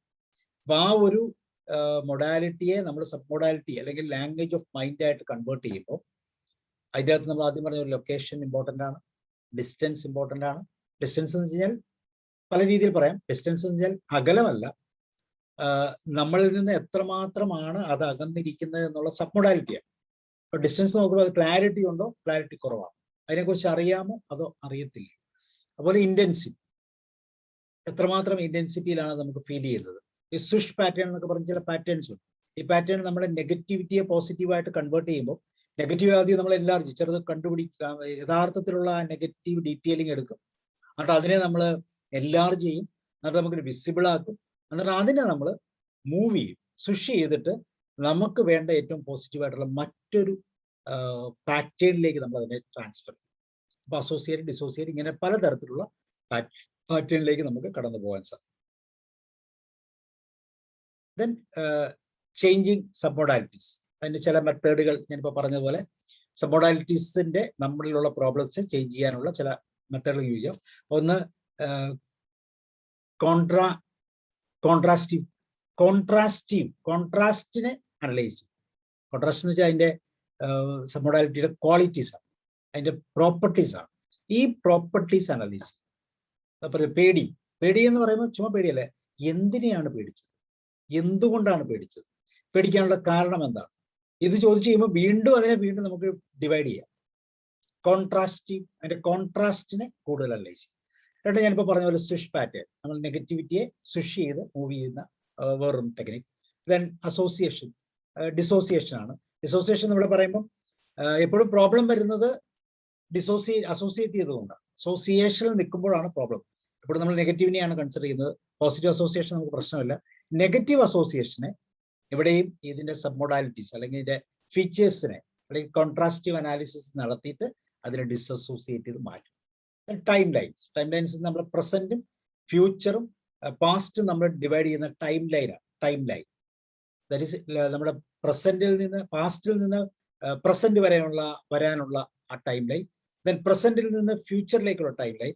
എവിടെയാണ് നമ്മൾ നിൽക്കുന്നത്, ഡിപ്രസീവ് ആണോ, ആങ്സൈറ്റി ഉള്ള ബേസ്ഡ് ആണോ, അല്ലെങ്കിൽ നമ്മുടെ മുമ്പിലുള്ള പ്രശ്നം എന്താണ്, ഇതിനെ നമ്മൾ ടൈം ലൈനിലൂടെ അനലൈസ് ചെയ്യും. ടൈം ലൈനിലൂടെ നമുക്ക് പാസ് ചെയ്യും. പഴയ പൊസിഷനിൽ നിന്ന് ടൈം ലൈനിനെ നമുക്ക് പ്രസന്റ് പൊസിഷനിലേക്ക് കൊണ്ടുവരാം. അല്ലെങ്കിൽ ആങ്സൈറ്റിയിൽ മുന്നോട്ട് നിൽക്കുന്ന ഫ്യൂച്ചർ തലത്തിലാണെങ്കിൽ പ്രസന്റിലേക്ക് നമുക്ക് കൊണ്ടുവരാനുള്ള ഒരു ടൈം ലൈൻ ടെക്നിക് ഇതിൻ്റെ അകത്ത് നമുക്ക് യൂസ് ചെയ്യാം. പിന്നെ സെൻസറി ഇൻപുട്ടുകളെ ഞാൻ ആദ്യം പറഞ്ഞ പോലെ ഇന്റേണൽ, ഇത് ഓൾറെഡി നമ്മൾ പറഞ്ഞതാണ്, ഡിസ്റ്റോർഷൻ, ഡിലീറ്റ്, അതുപോലെ ജനറലൈസ് ഫിൽറ്ററിലൂടെ നമ്മുടെ സെൻസറി ഇൻപുട്ടുകളെ ഇന്റേണൽ റെപ്രസെന്റേഷനിലേക്ക് കൊണ്ടുവരാം. റാസ് ഫിൽട്ടർ എന്ന് പറയാം, അതല്ലെങ്കിൽ DDG ഫിൽട്ടർ എന്ന് പറയാം. Delete, distortion, generalization, reticular activating system എന്നാണ് അതിന് പറയുന്നത്. അത് നമ്മുടെ ന്യൂറോളജിക്കൽ സിസ്റ്റത്തിൽ കൂടെ അങ്ങനെ പറയാം. ഈ സിസ്റ്റമാണ് നമ്മളുടെ ഈ ഫിൽട്ടറിനെ കൺട്രോൾ ചെയ്യാൻ നമ്മൾ സഹായിക്കും. ദെൻ വൺ മോർ ടോപ്പിക്, ഇതിനകത്ത് ഉപയോഗിക്കുന്ന കുറെ ടെക്നിക്സ് ആണ്. അതിൽ ഡിലീഷൻ, ഡിസ്റ്റോർഷൻ, ജനറലൈസേഷൻ എങ്ങനെയാണ് നടക്കുന്നത്, ഇതൊരു വാസ്റ്റ് ടോപ്പിക്കാണ്. ഞാൻ അതിനൊന്ന് ജസ്റ്റ് ഇവിടെ കൊണ്ട് നിർത്തുകയാണ്. Deletion, distortion, generalization. നമുക്കറിയാം സംഭവിക്കുന്ന എന്താണ്, ഇൻപുട്ടുകൾ നമ്മൾ എടുക്കുന്നു, സെൻസറി ഇൻപുട്ടുകൾ എടുക്കുന്നു. ഈ സെൻസറി ഇൻപുട്ടുകളെ നമ്മൾ DDG ഫിൽട്ടറിലൂടെ കടത്തിവിടുക. അപ്പൊ DDG ഫിൽട്ടറിൽ ഡിലീഷൻ സംഭവിക്കുന്നുണ്ട്. എല്ലാ ഇൻഫർമേഷൻ അതുപോലെ നമ്മൾ എടുക്കാറില്ല. ഇതെടുക്കുന്നത് ബിലീഫ്സിനെ അല്ലെങ്കിൽ വാല്യൂസിനെ ബേസ് ചെയ്താണെന്ന് പറഞ്ഞു. അല്ലെങ്കിൽ മെറ്റാ പ്രോഗ്രാംസ് എന്ന് പറഞ്ഞ ചില മെത്തേഡുകൾ യൂസ് ചെയ്യാറുണ്ട്. ചില സോർട്ടിംഗ്, മാച്ചിങ്, മിസ്മാച്ചിങ്, ഇങ്ങനെയുള്ള ചില ടെക്നിക്ക് നമ്മൾ യൂസ് ചെയ്യാറുണ്ട്. അങ്ങനെ പല തരത്തിൽ നമ്മൾ പഠിച്ചിട്ടുള്ള മെത്തഡോളജി ഉപയോഗിച്ചിട്ടാണ് നമ്മൾ ഈ ഡിലീഷൻ, ഡിസ്റ്റോർഷൻ, ജനറലൈസേഷൻ ചെയ്യുന്നത്. എന്താണ് ഡിലീറ്റ് ചെയ്യുന്നത്? Dropping away the reality of experience. അപ്പൊ റിയാലിറ്റി ഞാൻ പറഞ്ഞു, സെൻസറി ഇൻപുട്ടുകൾ കാണുന്ന റിയാലിറ്റിയാണ്. അത് നമ്മൾ ഡിലീറ്റ് ചെയ്ത് കിട്ടുന്ന സാധനം എന്ന് പറയുന്നത് പലപ്പോഴും മാപ്പുകളാണ്, അതിന്റെ പ്രസന്റ് റെപ്രസെന്റേഷൻസ് ആണ്, റിയൽ അല്ല. റിയൽ എക്സ്പീരിയൻസും അതിനെ നമ്മളൊരാളോട് പറയുമ്പോൾ കിട്ടുന്നത് അതൊരു മാപ്പും ടെറിട്ടറിയും എന്നുള്ള വ്യത്യാസം. അപ്പൊ എല്ലാ സെൻസറി ഓർഗനൈസേഷനും കാണുന്നത് ടെറിട്ടറിയിലാണ്. പക്ഷെ അതിനെ നമ്മൾ റെപ്രസെന്റ് ചെയ്ത് എടുക്കുമ്പോൾ ചിലതൊക്കെ നഷ്ടപ്പെട്ടു. Some reality will be lost. So dropping away the reality of experience, that we call as deletion. പിന്നെ വരുന്നത് ഡിസ്റ്റോർഷൻ ആണ്. Distorting the experience from reality. കണ്ടത് അതുപോലെയല്ല നമ്മൾ എടുക്കുന്നത്, സ്വല്പം ചേഞ്ച് ചെയ്താണ് എടുക്കുന്നത്. നമ്മളുടേതായ ഒരു വേർഷനാണ് നമ്മൾ അക്സെപ്റ്റ് ചെയ്യുന്നത്. ആ വ്യക്തി ആ ഒരു സിറ്റുവേഷനിൽ ഞാൻ കണ്ടതിന് അത്രയും പേടിക്കേണ്ട ആളല്ല, അല്ലെങ്കിൽ തിരിച്ചു പറയാം, നമ്മൾ ഉദ്ദേശിച്ച പോലെ ആളല്ല, ഈസ് വെരി വെരി ക്രിട്ടിക്കൽ എന്ന് നമ്മൾ ആ റിയാലിറ്റിയെ ഡിസ്റ്റോർട്ട് ചെയ്ത് കാണും. കാരണം നമ്മൾ കണ്ടത് ഒരു എക്സ്പീരിയൻസ് ആണ്. ആ എക്സ്പീരിയൻസിൽ നിന്ന് ആ റിയാലിറ്റി നമ്മൾ ഡിസ്റ്റോർട്ട് ചെയ്ത റിയാലിറ്റിയാണ് നമ്മൾ ഹോൾഡ് ചെയ്യുന്നത്. ഈ റിയാലിറ്റി നമുക്ക് അക്സെപ്റ്റ് ചെയ്യാൻ പറ്റും നമ്മുടെ ബിലീഫിനെ അടിസ്ഥാനപ്പെടുത്തി. കാരണം നമുക്ക് കുറേ പ്രോട്ടോടൈപ്സ് ഉണ്ട്, കുറേ മോഡലിംഗ് ഉണ്ട്, കുറെ എന്താ പറയുന്നത് പ്രോട്ടോടൈപ്സിന്റെ ഒരു സിസ്റ്റം തന്നെ നമുക്കുണ്ട്. അതുമായിട്ട് നമ്മൾ ജനറലൈസേഷൻ ടെക്നിക്ക് പോകും. So noticing how an experience is similar to other experience. ഒരു എക്സ്പീരിയൻസിനെ മറ്റൊരു എക്സ്പീരിയൻസുമായിട്ട് എങ്ങനെ കണക്ട് ചെയ്യാൻ പറ്റും എന്നുള്ള ഒരു സിസ്റ്റത്തിലേക്ക് നമ്മൾ കടന്നു വരും. അപ്പൊ ഇത്രയാണ് പ്രധാനമായിട്ടും ഒരു ന്യൂറോളജിക്കൽ ലെവൽസ്, NLPയുടെ ഫണ്ടമെന്റൽസ് എന്ന് പറയാം. എല്ലാ ടോപ്പിക്കുകളും ഞാൻ ബേസ് പറഞ്ഞു, പക്ഷെ ഒന്നിനെ കുറിച്ച് ഞാൻ ഡീറ്റെയിൽ ആയിട്ടൊന്നും പറഞ്ഞിട്ടില്ല. അപ്പൊ ആ ഒരു സിസ്റ്റത്തിൽ നിന്നുകൊണ്ടാണ് നമ്മൾ മനസ്സിലാക്കുക. പിന്നെ നമുക്ക് അതിനെ വേണമെങ്കിൽ ഒന്ന് ഇങ്ങനെ പെട്ടെന്നൊന്ന് മനസ്സിലാകുന്ന തരത്തിലേക്ക് പോവാം. സെൻസറി ഇൻപുട്ടുകളാണ് നമ്മുടെ ഇൻപുട്ടുകൾ. 5 സെൻസറി ഇൻപുട്ടുകളുണ്ട്. ഈ സെൻസറി ഇൻപുട്ടുകളെ നമ്മുടെ ബ്രെയിനിലേക്ക് വിടുമ്പോൾ ഒരു കോൺഷ്യസ് ഫിൽറ്ററും ഒരു സബ് കോൺഷ്യസ് ഫിൽറ്ററും. So conscious, subconscious, unconscious എന്ത് വേണമെങ്കിലും. This is called RAS filter, reticular activating system. എന്ന് വെച്ച് കഴിഞ്ഞാൽ സഡൻ ആയിട്ട് കിട്ടുന്ന ഏതൊരു ഇൻപുട്ടും അല്ലെങ്കിൽ ജനറലൈസ് ചെയ്ത് കിട്ടുന്ന ഇൻപുട്ടുകളെല്ലാം അനലൈസ് ചെയ്യുന്ന ഒരു ഫിൽറ്ററാണ്. നമ്മുടെ ബ്രെയിനിന്റെ ഒരു സിസ്റ്റമാണ്. അത് conscious mind, sub conscious mind filters എന്ന് വേണമെങ്കിൽ പറയാം. കോൺഷ്യസ് മൈൻഡിൽ പ്രധാനമായിട്ട് നടക്കുന്നത് നമ്മൾ ആദ്യം പറഞ്ഞ ഡിലീഷൻ, ഡിസ്റ്റോർഷൻ, ജനറലൈസേഷൻ നമ്മൾ കാണുന്നുണ്ട്. ബട്ട് ടെറിട്ടറിയിൽ നടക്കുന്ന അല്ലെങ്കിൽ നമ്മുടെ സെൻസ് ഓർഗൻ കൊണ്ട് കണ്ട കാര്യത്തെ നമ്മൾ കോൺഷ്യസ് മൈൻഡ് കൊണ്ട് അക്സെപ്റ്റ് ചെയ്യും. എന്നിട്ട് അതിന് എന്ത് ചെയ്യും?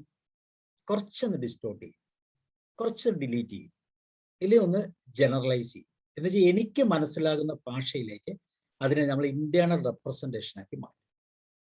So it's called conscious data എന്ന് പറയും. It's called conscious data. ഇനി ഈ കോൺഷ്യസ് ഡേറ്റയെ പൂർണ്ണമായിട്ട് അപ്രൂവ് ചെയ്യണമെങ്കിൽ സബ് കോൺഷ്യസ് ഫിൽറ്ററിന്റെ തലങ്ങളിലൂടെയാണ്. അവിടെ കുറെ മെറ്റാ പ്രോഗ്രാംസ് ഉണ്ട്. മാച്ചിങ്, മിസ്മാച്ചിങ്, അതിന്റെ റിലേഷൻഷിപ്പിന്റെ റാപ്പോർട്ട്, ഇതെല്ലാം ഇതിന്റെ ഇമ്പോർട്ടൻ്റ് ആണ്. Beliefs, attitudes, memories, languages, decisions, ഈ തലങ്ങൾ ഇതെല്ലാം എൻ്റെ പ്രീവിയസ് എക്സ്പീരിയൻസ്, എൻ്റെ സബ് കോൺഷ്യസ് മൈൻഡിലുള്ള പ്രീവിയസ് എക്സ്പീരിയൻസ് വെച്ച് ഇപ്പൊ കിട്ടിയ ഇൻഫർമേഷനെ ഞാൻ എന്ത് ചെയ്യും?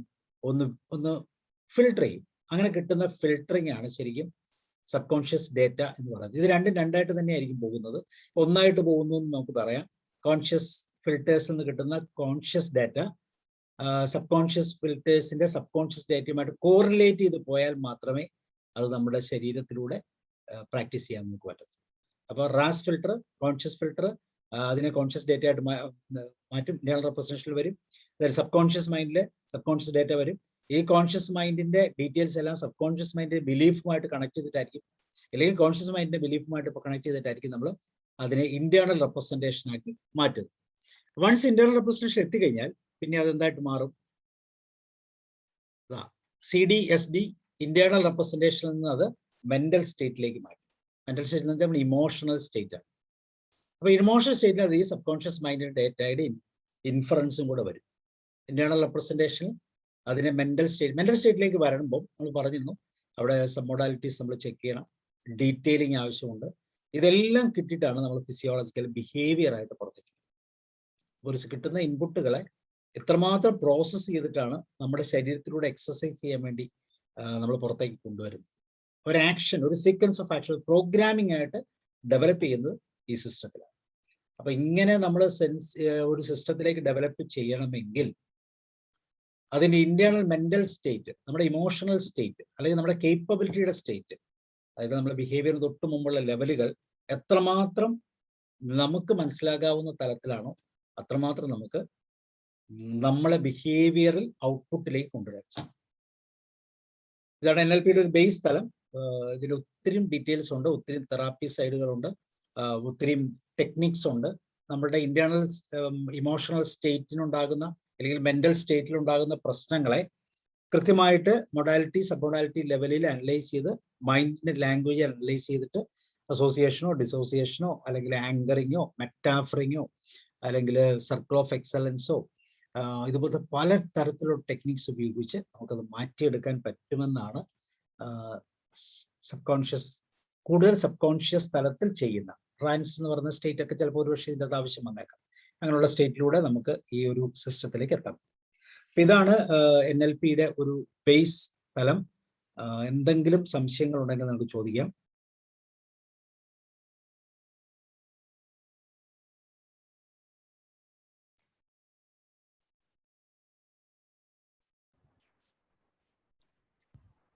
ഞാൻ അതിന്റെ ആദ്യം മുതൽ അവസാനം വരെ ഒരു ഓട്ടപ്രദർശനം നടത്തിയത് മാത്രമേ ഉള്ളൂ. കൂടുതൽ സമയങ്ങളിൽ നമുക്ക് ഇതിന്റെ ഡീറ്റെയിൽസിലേക്ക് കടന്നു പോകാം. എന്തെങ്കിലും ഡൗട്ട്സോ എന്തെങ്കിലും ഉണ്ടെങ്കിൽ ചോദിക്കാം. നമ്മൾ ഈ 5 സെൻസറി ഓർഗൻസിലൂടെ നമ്മൾ റിസീവ് ചെയ്യുന്ന ഡാറ്റാസ് ഉണ്ടല്ലോ, ആ ഡാറ്റാസ് അതിനാണല്ലോ നമ്മളിപ്പോ ഈ എന്താ പറയാ ഈ മറ്റേ ഈ ഇതില്ലേ അതിന്റെ ഡാറ്റാസ് നമ്മൾ ഇന്റേണൽ റെപ്രസെന്റേഷൻ ആയിട്ട് മാറ്റി ആവുന്നല്ലേ ഉള്ളൂ. ഈ ടെറിട്ടറി എന്ന് പറയുന്നത് ആ ടെറിട്ടറി എന്ന് പറയുന്നത് ഈ ആദ്യം നമ്മൾ റിസീവ് ചെയ്യുന്ന ഡാറ്റ തന്നെയല്ലേ ടെറിട്ടറി എന്ന് ഉദ്ദേശിക്കുന്നത്? അതെ സാർ, അതെ. അപ്ലൈ ചെയ്യുമ്പോൾ കിട്ടുന്നുള്ളൂ. അതെ, സെൻസറി ഇൻപുട്ട് ആണ് ടെറിട്ടറി എന്ന് പറയുന്നത്, നമ്മൾ നേരിട്ട് കാണുന്നത്.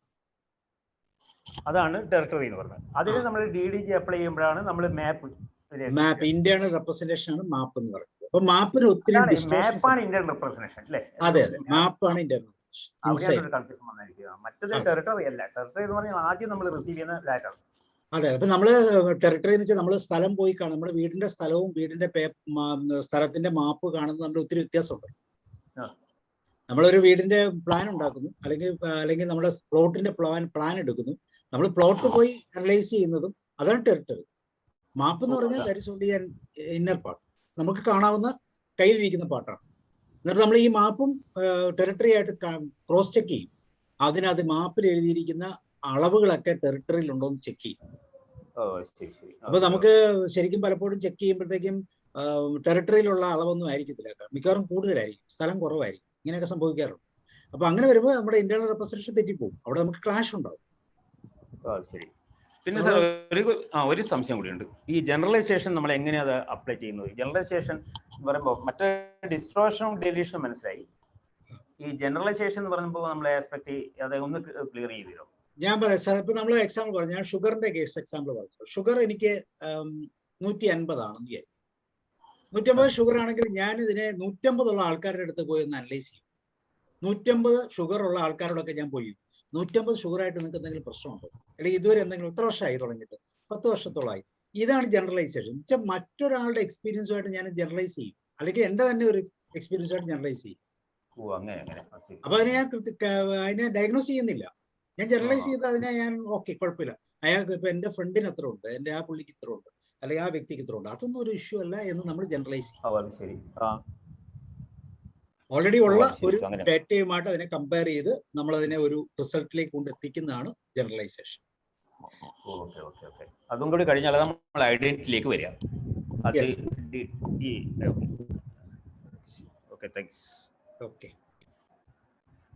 ആർക്കും ഒരു സംശയമില്ല, ഞാൻ പറഞ്ഞത് അത്ര ക്ലിയർ ആണോ എല്ലാവർക്കും?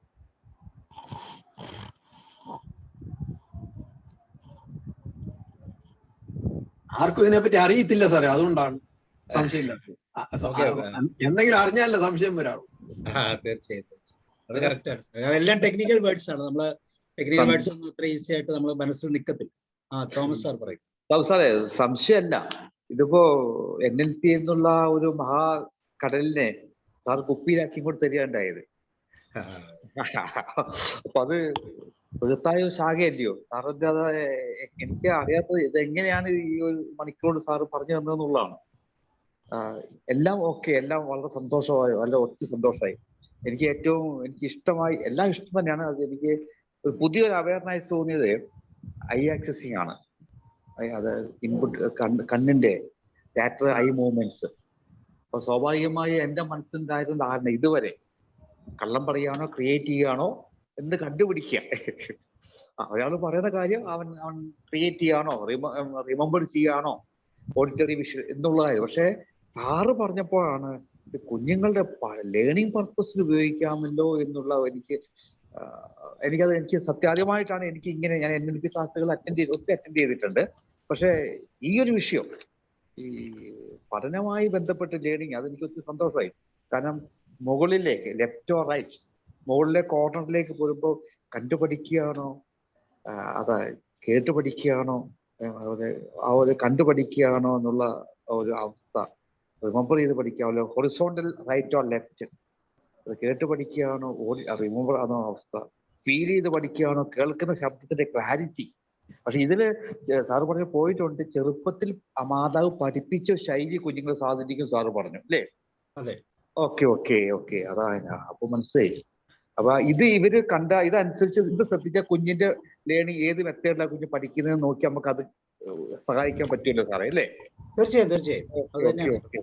അതാ സാധാരണ ഇത് നമ്മൾ ശ്രദ്ധിച്ചു നോക്കിയാൽ അറിയാം, കുട്ടി കള്ളം പറയുന്നുണ്ടോ എന്നറിയാനുള്ള ടൂളായിട്ടാണ് ഇതൊക്കെ കാണുന്നത്. ഇത് അങ്ങനെയല്ല ചെയ്യേണ്ടത്. ഇതാണ് ഈ സോഷ്യൽ കമ്മിറ്റ്മെന്റിന്റെ ഭാഗം. ഇതാണ് നമ്മളിത് കുട്ടികളുടെ ലേണിംഗ് സ്റ്റൈല് മനസ്സിലാക്കുന്ന ടൂളായിട്ടാണ് നമ്മൾ ഇതിനെ കാണുന്നത്.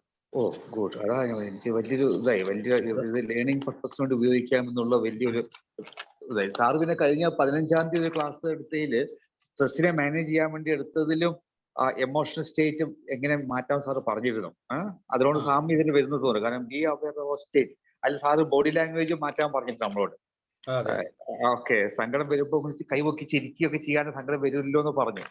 B aware of state, change your thinking, change body tuning, movements, breathing, vision. Vision എന്ന് പറയുമ്പോൾ വെറും വിഷൻ, അവരുടെ ഔട്ട്കം ലെവലിലുള്ള വിഷനാണ് സാർ ഉദ്ദേശിക്കുന്നത്.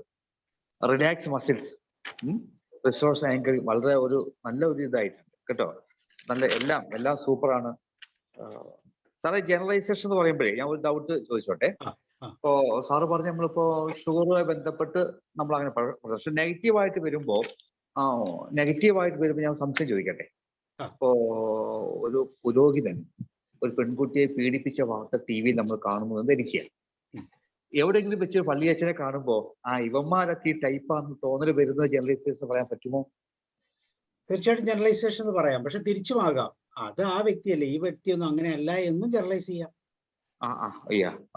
പോസിറ്റീവ് നെഗറ്റീവ് ജനറലൈസ് ചെയ്യാം. ജനറലൈസ് വെച്ചാൽ ഇതൊരു പ്രശ്നമല്ല എന്ന് നമ്മളങ്ങ് വരുത്തുവോ? സാർ പറഞ്ഞതിന്റെ ഓപ്പോസിറ്റ് ആയിരിക്കും അധികം ജനറലൈസേഷൻ വരുന്നത്. അദ്ദേഹം അങ്ങനെ ചെയ്യുന്നതുകൊണ്ട് ഇദ്ദേഹം ഇങ്ങനെ അല്ലല്ലോ എന്ന് തന്നെ. അതുകൊണ്ട് വളരെ ഈസി ആയിട്ട് ഇടപെടാനുള്ള സാധ്യതകളായിരിക്കും കൂടുതൽ. അപ്പൊ ഈ മദ്യപാനം മൂലം ലിവർ സിറോസിസ് വരും എന്നൊക്കെ പറയുമ്പോ കുടിയന്മാര് കാരണം ഞാനിപ്പോ അങ്ങനെ പറയല്ല, ഞങ്ങൾ പോകുന്ന ചർച്ചിൽ ഒത്തിരി അച്ചായന്മാരുണ്ട്, എന്നെക്കാളും സീനിയർ പ്രായമുള്ളവര്, അവർക്ക് ഷുഗർ ഉള്ളവരാണ്. അപ്പൊ അവര് ഇപ്പോ ഈ സമയത്തല്ല, കോവിഡിന് മുമ്പ് മാസം ഒരിക്കൽ മീറ്റിംഗ് എടുക്കുമ്പോൾ ഭക്ഷണം അറേഞ്ച് ചെയ്യുമായിരുന്നു. ഐസ്ക്രീം വരും, പക്ഷെ ഇവരൊക്കെ കൂളായ ഐസ്ക്രീം കഴിക്കും. എടാ എന്നോട് പറയും, കുഞ്ഞുമോനെ എനിക്ക് പ്രശ്നമൊന്നും ഇല്ലടാ, ഞാൻ ഇപ്പോഴും ഫിറ്റാണ്, ഒരു ഗുളിക വേണേൽ കൂടുതൽ കഴിച്ചാൽ മതിയല്ലോ. അപ്പൊ കുറെ അച്ചായന്മാർ കൂടി അവരൊക്കെ ഐസ്ക്രീം കഴിക്കും, അവരൊക്കെ ഷുഗർ ഉള്ളവരാണ്. അപ്പൊ അവിടെ ഈ ഒരു വിഷയം വരുന്നുണ്ടല്ലേ നാളെ? അവിടെ ജനറലൈസേഷൻ വരുന്നുണ്ടല്ലോ. മറ്റൊരു കഴിക്കുന്നുണ്ടെങ്കിൽ പിന്നെ എനിക്ക് എന്താ കഴിച്ചാൽ, ഞാൻ മാത്രമായിട്ട് പ്രത്യേകം പോവൂ എന്നൊക്കെ ചോദിക്കുന്ന ഒരു തരത്തിലേക്ക് മാറും. Okay, thank U. ഞാൻ സാറ് നന്ദി പറയുന്നില്ല, കാരണം ഇത്രയും ബൃഹത്തായ സാധനം ഇത്രയും ഒരു രീതിയിൽ തന്നു. ഇനി അതിന്റെ കുറച്ചൊക്കെ ഒരു പ്രാക്ടിക്കൽ ആപ്ലിക്കേഷൻ ലെവലിൽ സാറിന്റെ സഹായം ഞങ്ങൾക്ക് വേണം കേട്ടോ. തീർച്ചയായും നമുക്ക് ഡീറ്റെയിൽ എടുക്കാം. നമുക്ക് പതുക്കെ ഞാനത് ഓക്കെ. സാറിന് ആ സ്ട്രെസ്സിന്റെ ക്ലാസ് എടുത്തപ്പോൾ നല്ല രീതിയിൽ പ്രാക്ടിക്കൽ ഓറിയന്റഡ് ആയിട്ട് കുറച്ച് കാര്യങ്ങൾ സാർ പറഞ്ഞിരുന്നു. ഇതിനകത്ത് മുഴുവൻ സംഭവങ്ങളല്ലേ? അതെ അതെ അതെ. ഇതൊക്കെ ഒരു ടോപ്പിക്ക്, ഒരു സ്ലൈഡ് ഒരു ദിവസം എടുക്കാനുള്ള തരത്തിലുള്ള കണ്ടന്റ് ഉണ്ടല്ലോ. Okay, thank you sir, thank you very much. Jyothikumar sir പറയൂ. Yes sir, good evening.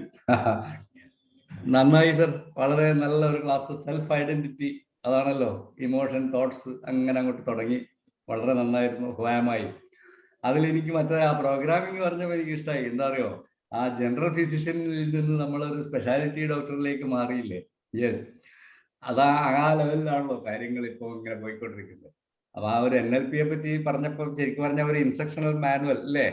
ശരിക്കും നമ്മുടെ ആ ഒരു മാനുവലിന്റെ പോലെ തന്നെ പർപ്പസ് ഓഫ് ലൈഫ്, യെസ്. അതേപോലെ തന്നെ ന്യൂറോളജിക്കൽ ലെവൽസിനെ പറ്റി സാർ അത് വളരെ നന്നായിട്ട് തന്നെ പറഞ്ഞില്ലേ? ആ ഇൻഫർമേഷൻ ഗ്യാതറിങ്ങും സെൻസസ്, യെസ്. ഐ ആക്സസ്, അതും വളരെ ശരിയാ സാറേ. അത് നമ്മൾ പൊതുവെ നമ്മളെ കുട്ടികളെ തന്നെ നമ്മൾ പെരുമാറുമ്പോൾ നമുക്കറിയാലോ, കളവ് പറയുമ്പോൾ കണ്ണിന്റെ ചലനങ്ങൾ, അതിപ്പം വളരെ വ്യക്തമായിട്ട് അതങ്ങ് നന്നായിട്ട് സാറ് പ്രതിപാദിച്ചു. ശരിയാണ്, ആ കണ്ണ് വലതുവശത്തേക്ക് മുകളിലേക്ക് പോകുമ്പോൾ ആ കളവാണ് പറയുന്നത് നമുക്ക് മനസ്സിലാക്കാൻ സാറ് പറഞ്ഞ പോലെ പോലീസുകാർ ഉപയോഗിക്കുന്ന വിദ്യകൾ, അതൊക്കെ വളരെ നല്ലതാണ്. ഇനിയും ഇതുപോലുള്ള ധാരാളം ക്ലാസ്സുകൾ വേണമെന്നാണ് ഞാൻ പറയാം. നമ്മൾ കുറെ പുതിയ പുതിയ കാര്യങ്ങൾ പഠിച്ചെടുക്കാനുള്ള ഒരു അവസരമാണ്. നമ്മൾ തോമസ് സാർ പറഞ്ഞതുപോലെ ആവശ്യക്കാരേറെയുണ്ട് കേട്ടോ സാർ. ഓക്കെ, തീർച്ചയായും. All the very best sir. വളരെ നല്ലൊരു ക്ലാസ്, നന്നായിരുന്നു. ഏതായാലും ഇന്ന് മഴയുടെ ഒരു ശല്യമൊന്നും ഇല്ലാത്തതുകൊണ്ട് നെറ്റ് പ്രശ്നമൊന്നും ഉണ്ടായില്ല, കേൾക്കാൻ പറ്റും. ഇപ്പൊ വൈകുന്നേരങ്ങൾ ഇതൊരു വലിയ പ്രശ്നമാണ്. ഓ ശരി. തോമസ് സാർ അഡ്മിറ്റ് ചെയ്തിട്ടുണ്ടല്ലോ. ഇല്ല, പ്രത്യേകിച്ചൊന്നും പറയാനില്ല സാറേ. ഞാൻ അൺമ്യൂട്ട് ചെയ്ത് വെച്ച കൂടി പറഞ്ഞു വെച്ചതേ ഉള്ളൂ. സാറിന്റെ ക്ലാസ് എല്ലായാലും വളരെ വളരെ ഭംഗിയായിട്ട് സാർ അവതരിപ്പിച്ചു. പക്ഷെ അതാ പറഞ്ഞേ, നമുക്കത് ഉൾക്കൊള്ളാൻ മാത്രം ആ ഇതിലേക്ക് നമ്മൾ എത്തിയിട്ടില്ല. അതാ ഞാൻ പറഞ്ഞത്. ഓക്കെ, അപ്പൊ ഇനി സാർ എത്തിക്കും എന്നുള്ള വിചാരത്തിൽ ഇങ്ങനെ ഇരിക്കുകയാണ്. ഓക്കെ, NLP ഒന്നും നമ്മൾ പഠിച്ചിട്ടില്ല. പഠിച്ചവർക്ക് ഇത് മനസ്സിലാവും, പഠിക്കാത്തവരെ സംബന്ധിച്ചിടത്തോളം ഇതത്ര അതെ അതെ, ഇത് സൈക്കോളജിക്കൽ അല്ലേ, പിന്നെ ഇതെല്ലാം ടെക്നിക്കൽ വേർഡുകളാണ്. നമ്മൾ സൈക്കോളജിയും പഠിച്ചിട്ടില്ല, NLPയും പഠിച്ചിട്ടില്ല. അപ്പൊ പിന്നെ അത് എത്താൻ ഇച്ചിരി പാടാ. ഓക്കെ, നമ്മളെ തോമസ് സാർ പറഞ്ഞത് ശരിയാ, നമ്മളെല്ലാം ഇപ്പൊ കുഞ്ഞുങ്ങൾ തന്നെയാണ് സാറേ.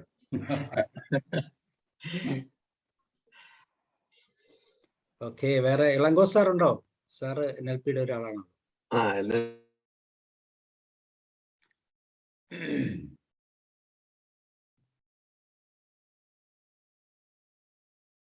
Okay, Roy sir.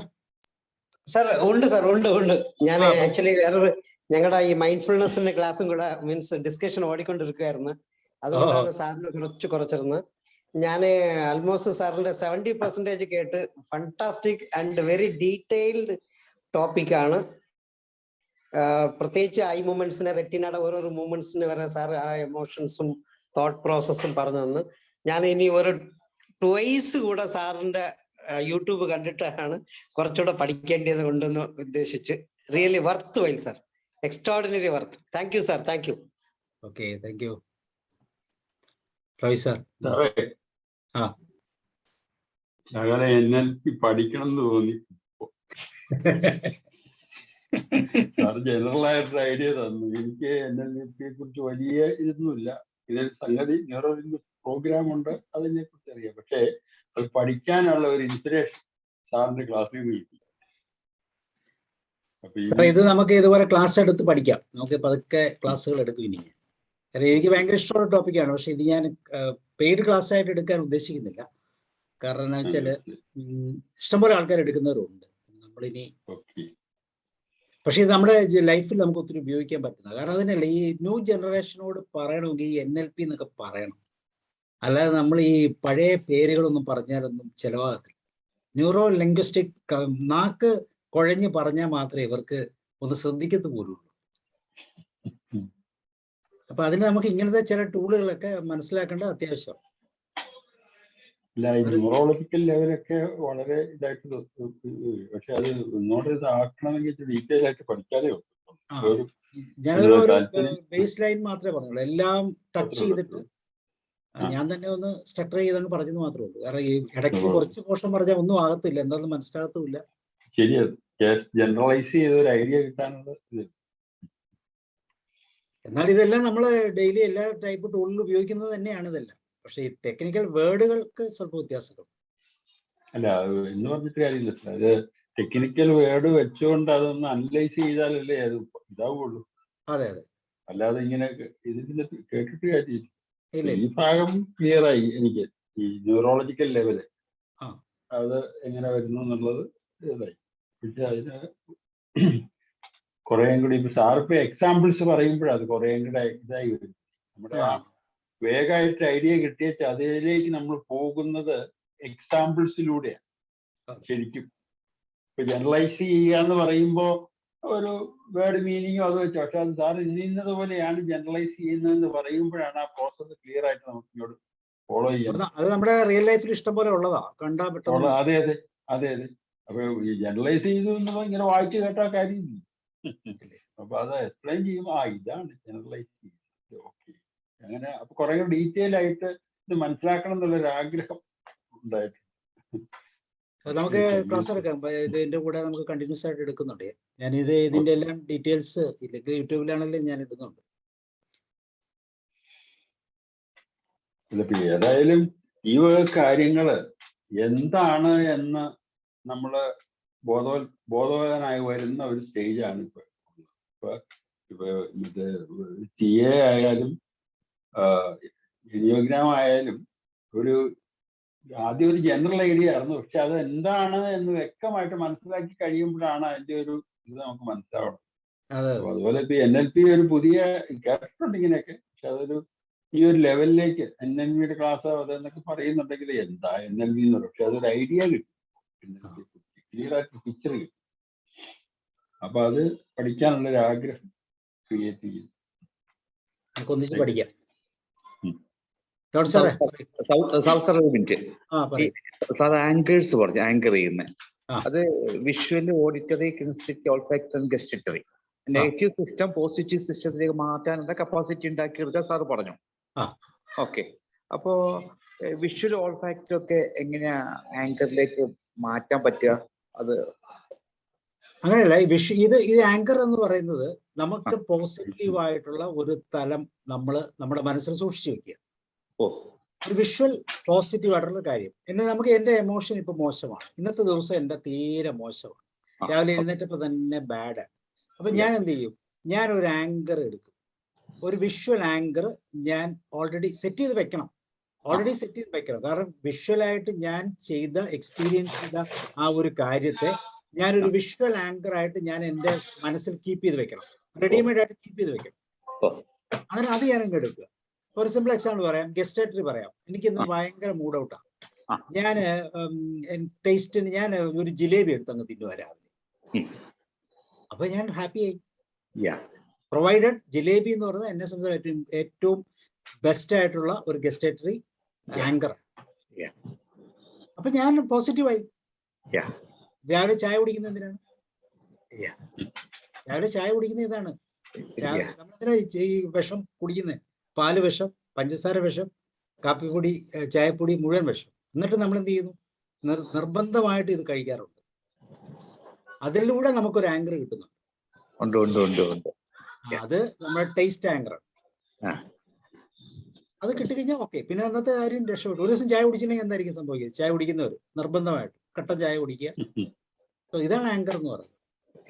ഇതെല്ലാം നമ്മൾ റിയൽ ലൈഫ് യൂസ് ചെയ്യുന്നുണ്ട്. പക്ഷെ ഇവിടെ നമുക്ക് ഇങ്ങനെ ഡള്ളായിരിക്കുമ്പോൾ എന്നാൽ ഒരു ചായ തരട്ടെ എന്ന് ചോദിക്കുന്ന ഒരു തല പലപ്പോഴും ശ്രദ്ധിച്ചില്ലേ? ഈ മരണ വീടുകളിലൊക്കെ ഉറങ്ങാതിരിക്കാൻ വേണ്ടി കട്ടൻ കാപ്പി കൊടുക്കുന്നത് ആങ്കറാണ്. കാരണം ഉറങ്ങിപ്പോയി കഴിഞ്ഞാൽ അവിടെ വേറെ ആരും ഇരിക്കാനില്ല. അപ്പൊ അത് എനർജറ്റിക് ആയിട്ട് ഇരിക്കാൻ വേണ്ടി നമുക്ക് കൊടുക്കുന്ന ആങ്കറാണ്. എല്ലാവരും അക്സെപ്റ്റ് ചെയ്യത്തില്ല, ചിലർ അക്സെപ്റ്റ് ചെയ്യും. അപ്പൊ അങ്ങനെയുള്ള ആങ്കറുകൾ നമ്മൾ വിഷ്വൽ ആണെങ്കിലും ഓഡിറ്ററി ആണെങ്കിലും കിനസ്തെറ്റിക് ആണെങ്കിലും ഓൾഫാക്ട് നമ്മൾ ചൂസ് ചെയ്ത് വെക്കണം. അവിടെയാണ് നമ്മൾ ഈ മൈന്യൂട്ട് സബ്മോഡാലിറ്റി അറിയുക. എന്താണ് എന്റെ പ്രത്യേകത എന്ന് ഞാൻ അറിഞ്ഞു വെക്കണം, എന്നാലേ എനിക്കത് മാറ്റാൻ പറ്റും. ചിലർ മദ്യപിക്കും, അതായിരിക്കും അവർ ആങ്കറാക്കി വെച്ചിരിക്കുന്നത്. മൈന്യൂട്ടായ ഇതോ ഡീറ്റെയിൽസ് പോയി നമ്മൾ ഒരെണ്ണം ഓൾറെഡി കണ്ടു വെക്കണം അല്ലേ? നമ്മൾ നെഗറ്റീവ് നിന്ന് പോസിറ്റീവ് ആക്കാൻ വേണ്ടിയിട്ടുള്ള ഒരു സിസ്റ്റം നമ്മൾ ഓൾറെഡി ഡെവലപ്പ് ചെയ്ത് വെക്കണം. ഇങ്ങനത്തെ കുറെ ആംഗിളുകൾ നമുക്ക് വെക്കാം. കുറെ ആംഗിൾ. പാട്ടുകൾ കേൾക്കാം, ഓഡിറ്ററി നല്ല പാട്ടുകൾ കേട്ടാൽ നമ്മൾ ശാന്തമായില്ലേ? ചിലർ പ്രയറിൽ പള്ളിയിൽ ചെന്ന് അല്ലെങ്കിൽ അമ്പലത്തിൽ ചെന്ന് ഒരു പ്രയറിൽ പങ്കെടുത്താൽ അവര് ഓക്കെ എനർജൈസ്ഡ് ആയി. മതചിഹ്നങ്ങള്, കുരിശ്, പള്ളി, പള്ളിമണി, അമ്പലത്തിന്റെ ഇത് എല്ലാ ആംഗിളുകളും ഇതെല്ലാം ഡെയിലി യൂസ് ചെയ്യുന്ന. പക്ഷെ ഈ പേര്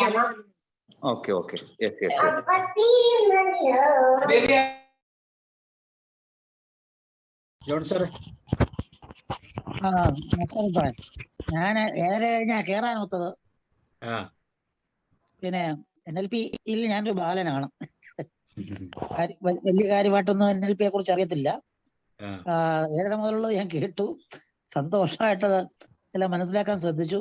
ഇനി അത് വീണ്ടും ആദ്യം മുതലുള്ളൂടെ കേട്ടോളാം. അടുത്ത ദിവസങ്ങൾ നമുക്ക് പതുക്കെ ഡെവലപ്പ് ചെയ്യാം. നമുക്ക് ഏതൊക്കെ ടൂൾസ് അറിയാമെങ്കിൽ ഇതൊക്കെ നമുക്ക് ലിങ്ക് ചെയ്യാൻ പറ്റും, അങ്ങോട്ടും ഇങ്ങോട്ടും കണക്ട് ചെയ്ത്. അതാണ് ഇതിന്റെ പ്രത്യേകത. പ്രത്യേകിച്ച് ഇതിനുവേണ്ടി ഒരു എഫേർട്ട് എടുക്കേണ്ട കാര്യമൊന്നും. അത്രേ ഉള്ളൂ എനിക്ക് പറയാം സാറേ. ഏതായാലും നല്ലതായിരുന്നു, കുറെ പുതിയ ഇൻഫർമേഷൻസ് കിട്ടി. Thank you sir. വളരെ ലേറ്റസ്റ്റ് ആയിട്ടുള്ള ഇൻഫർമേഷൻസ് ആണ്, ന്യൂ ജനറേഷൻ ടെക്നിക്സ് ആണ്. മുമ്പ് പറഞ്ഞ ആങ്കർ എന്ന് പറഞ്ഞില്ലേ, അതിനെപ്പറ്റി ഞാൻ ഒരു ഡൗട്ട് ചോദിക്കട്ടെ? ഈ പള്ളി കുർബാന കൊടുക്കുമ്പോഴത്തേനും പാട്ട് പാടുന്നു, അതും ഈ ആങ്കറിൽ വരുന്ന സാധനം തന്നെയാണ്? പക്ഷെ അത് ആ കുർബാന എടുക്കുന്നത് ആങ്കറാണ്. എടുക്കുന്നത്, കാരണം അത് എടുക്കുന്നത് നമ്മളെ ഒരു ആഴ്ചത്തേക്ക് പോസിറ്റീവായിട്ട് നിർത്തുന്ന സാധനമാണ്. അല്ലേ? അപ്പൊ അതൊരു ആങ്കറാണ്. അത് ഒരു ധ്യാനം കൂടുന്നത് ആങ്കറാണ്. അതൊരു ലോങ് ആണ്, പക്ഷെ അങ്ങനത്തെ ആങ്കർ അല്ല. വളരെ ക്വിക്കായിട്ട് നമുക്ക് പോസിറ്റീവ് മെന്റൽ സ്റ്റേറ്റിലേക്ക് എത്താൻ വേണ്ടി ഉപയോഗിക്കുന്നതാണ് ആങ്കർ. വളരെ ക്വിക്കായിട്ട്. അപ്പൊ അങ്ങനെയുള്ള ഒരു ചില പാറ്റേൺസ് നമ്മൾ ഉണ്ടാക്കി വെച്ചാൽ നമുക്ക് എപ്പോഴും പോസിറ്റീവായിട്ട് ഇരിക്കാൻ പറ്റും. ഓക്കെ സാർ ഈ ആങ്കറും ട്രിഗറും തമ്മിലുള്ള എന്താണ് വ്യത്യാസം? അത് ഒന്ന് തന്നെ സാർ. ആങ്കറും അത് ട്രിഗറും ഒന്നിനല്ലേ അത് ട്രിഗർ എന്ന് വെച്ചാൽ ആങ്കർ എന്ന് പറഞ്ഞാൽ ഒന്ന് തന്നെ. വിഷ്വൽ ആങ്കർ ആണ് വിഷ്വൽ ട്രിഗർ എന്ന് പറയുന്നത്, അല്ലെങ്കിൽ ആങ്കർ ട്രിഗർ ആണ് അതെല്ലാം. ആ ട്രിഗർ നമ്മൾ കിട്ടിക്കഴിഞ്ഞാൽ പെട്ടെന്ന് നമ്മൾ അതിലേക്ക് മാറും, പോസിറ്റീവായിട്ട് മാറും. അപ്പൊ ഇത് നമ്മളുടെ ഫീച്ചേഴ്സ്, നമ്മുടെ ഇന്റേണൽ സ്റ്റേറ്റ് കൃത്യമായിട്ട് മനസ്സിലാക്കി, അല്ലെങ്കിൽ നമ്മുടെ മൈൻഡിന്റെ ലാംഗ്വേജ് മനസ്സിലാക്കി ഈ ട്രിഗർ എനിക്ക് പറ്റുമെന്ന് അറിയാൻ പറ്റുള്ളൂ. ഈ ട്രിഗർ എനിക്ക് പറ്റുന്നതാണ് നമ്മൾ അറിയണം, എന്നാലേ അത് ഉപയോഗിക്കാൻ പറ്റുള്ളൂ. ഇല്ലെങ്കിൽ നമ്മളിങ്ങനെ അന്വേഷിക്കണം. അത് അറിഞ്ഞാൽ എളുപ്പമാണ്. പറഞ്ഞ ചായ നല്ല പഞ്ചസാരയൊക്കെ ഇട്ട് ഒരു ചായ കുടിച്ചാൽ എനിക്ക് ട്രിഗർ കിട്ടുമെന്ന് പറഞ്ഞാൽ ഉടനെ നമ്മൾ വിത്തിൻ സെക്കൻഡ്സ് കൊണ്ട് കഴിഞ്ഞാൽ കിട്ടിക്കഴിഞ്ഞു. അല്ലാതെ കടയിൽ പോയി ചായ കുടിക്കുന്ന റീസൺ ടയർഡായി ഉടനെ നമ്മളത് കഴിക്കുന്നു, അപ്പൊ നമ്മൾ ട്രിഗർ ചെയ്യും. അത് തന്നെയാണ് ആങ്കർ. ഇത് ഈ ടെക്നിക്കൽ വേർഡാണ് ഈ പ്രശ്നം. ഇല്ലെങ്കിൽ വളരെ കൺഫ്യൂഷൻ ഉണ്ടാക്കുന്ന ചില വേർഡുകളെ എല്ലാം ഒരുതരം ടെക്നിക്കൽ വേർഡുകളാണ്, അതാണ് ഇതിൻ്റെ അകത്ത് വരുന്നത്. എന്നാലും ഇതെല്ലാം നമ്മുടെ ഡെയിലി ലൈഫിൽ നമ്മൾ ചെയ്യുന്നത് കൊണ്ട് ഇത് വളരെ സിമ്പിളാണ്. ഓക്കെ,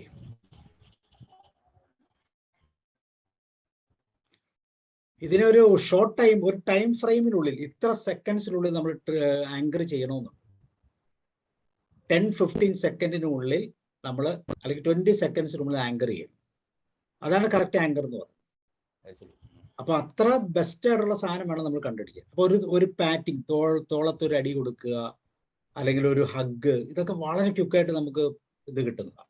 അപ്പൊ ശരിക്കും ആങ്കർ എന്ന് പറഞ്ഞാൽ ഒരു ടൈം ഫ്രെയിം ഉണ്ട്, ആ ടൈം ഫ്രെയിമിനുള്ളിൽ നടക്കും. 5 സെക്കൻഡ് സമയത്തിനുള്ളിൽ നമ്മൾ ആങ്കർ എക്സ്പീരിയൻസ് ചെയ്യും. അപ്പൊ നമ്മൾ ആദ്യം പറഞ്ഞതൊക്കെ ഇച്ചിരി ലോങ് ഡ്യൂറേഷൻ സ്റ്റേറ്റുകളാണ്, പക്ഷെ അത് അങ്ങനെ അത്ര മൈന്യൂട്ടായിട്ട് നമുക്ക് അതിനെ കണ്ടെത്താൻ പറ്റും.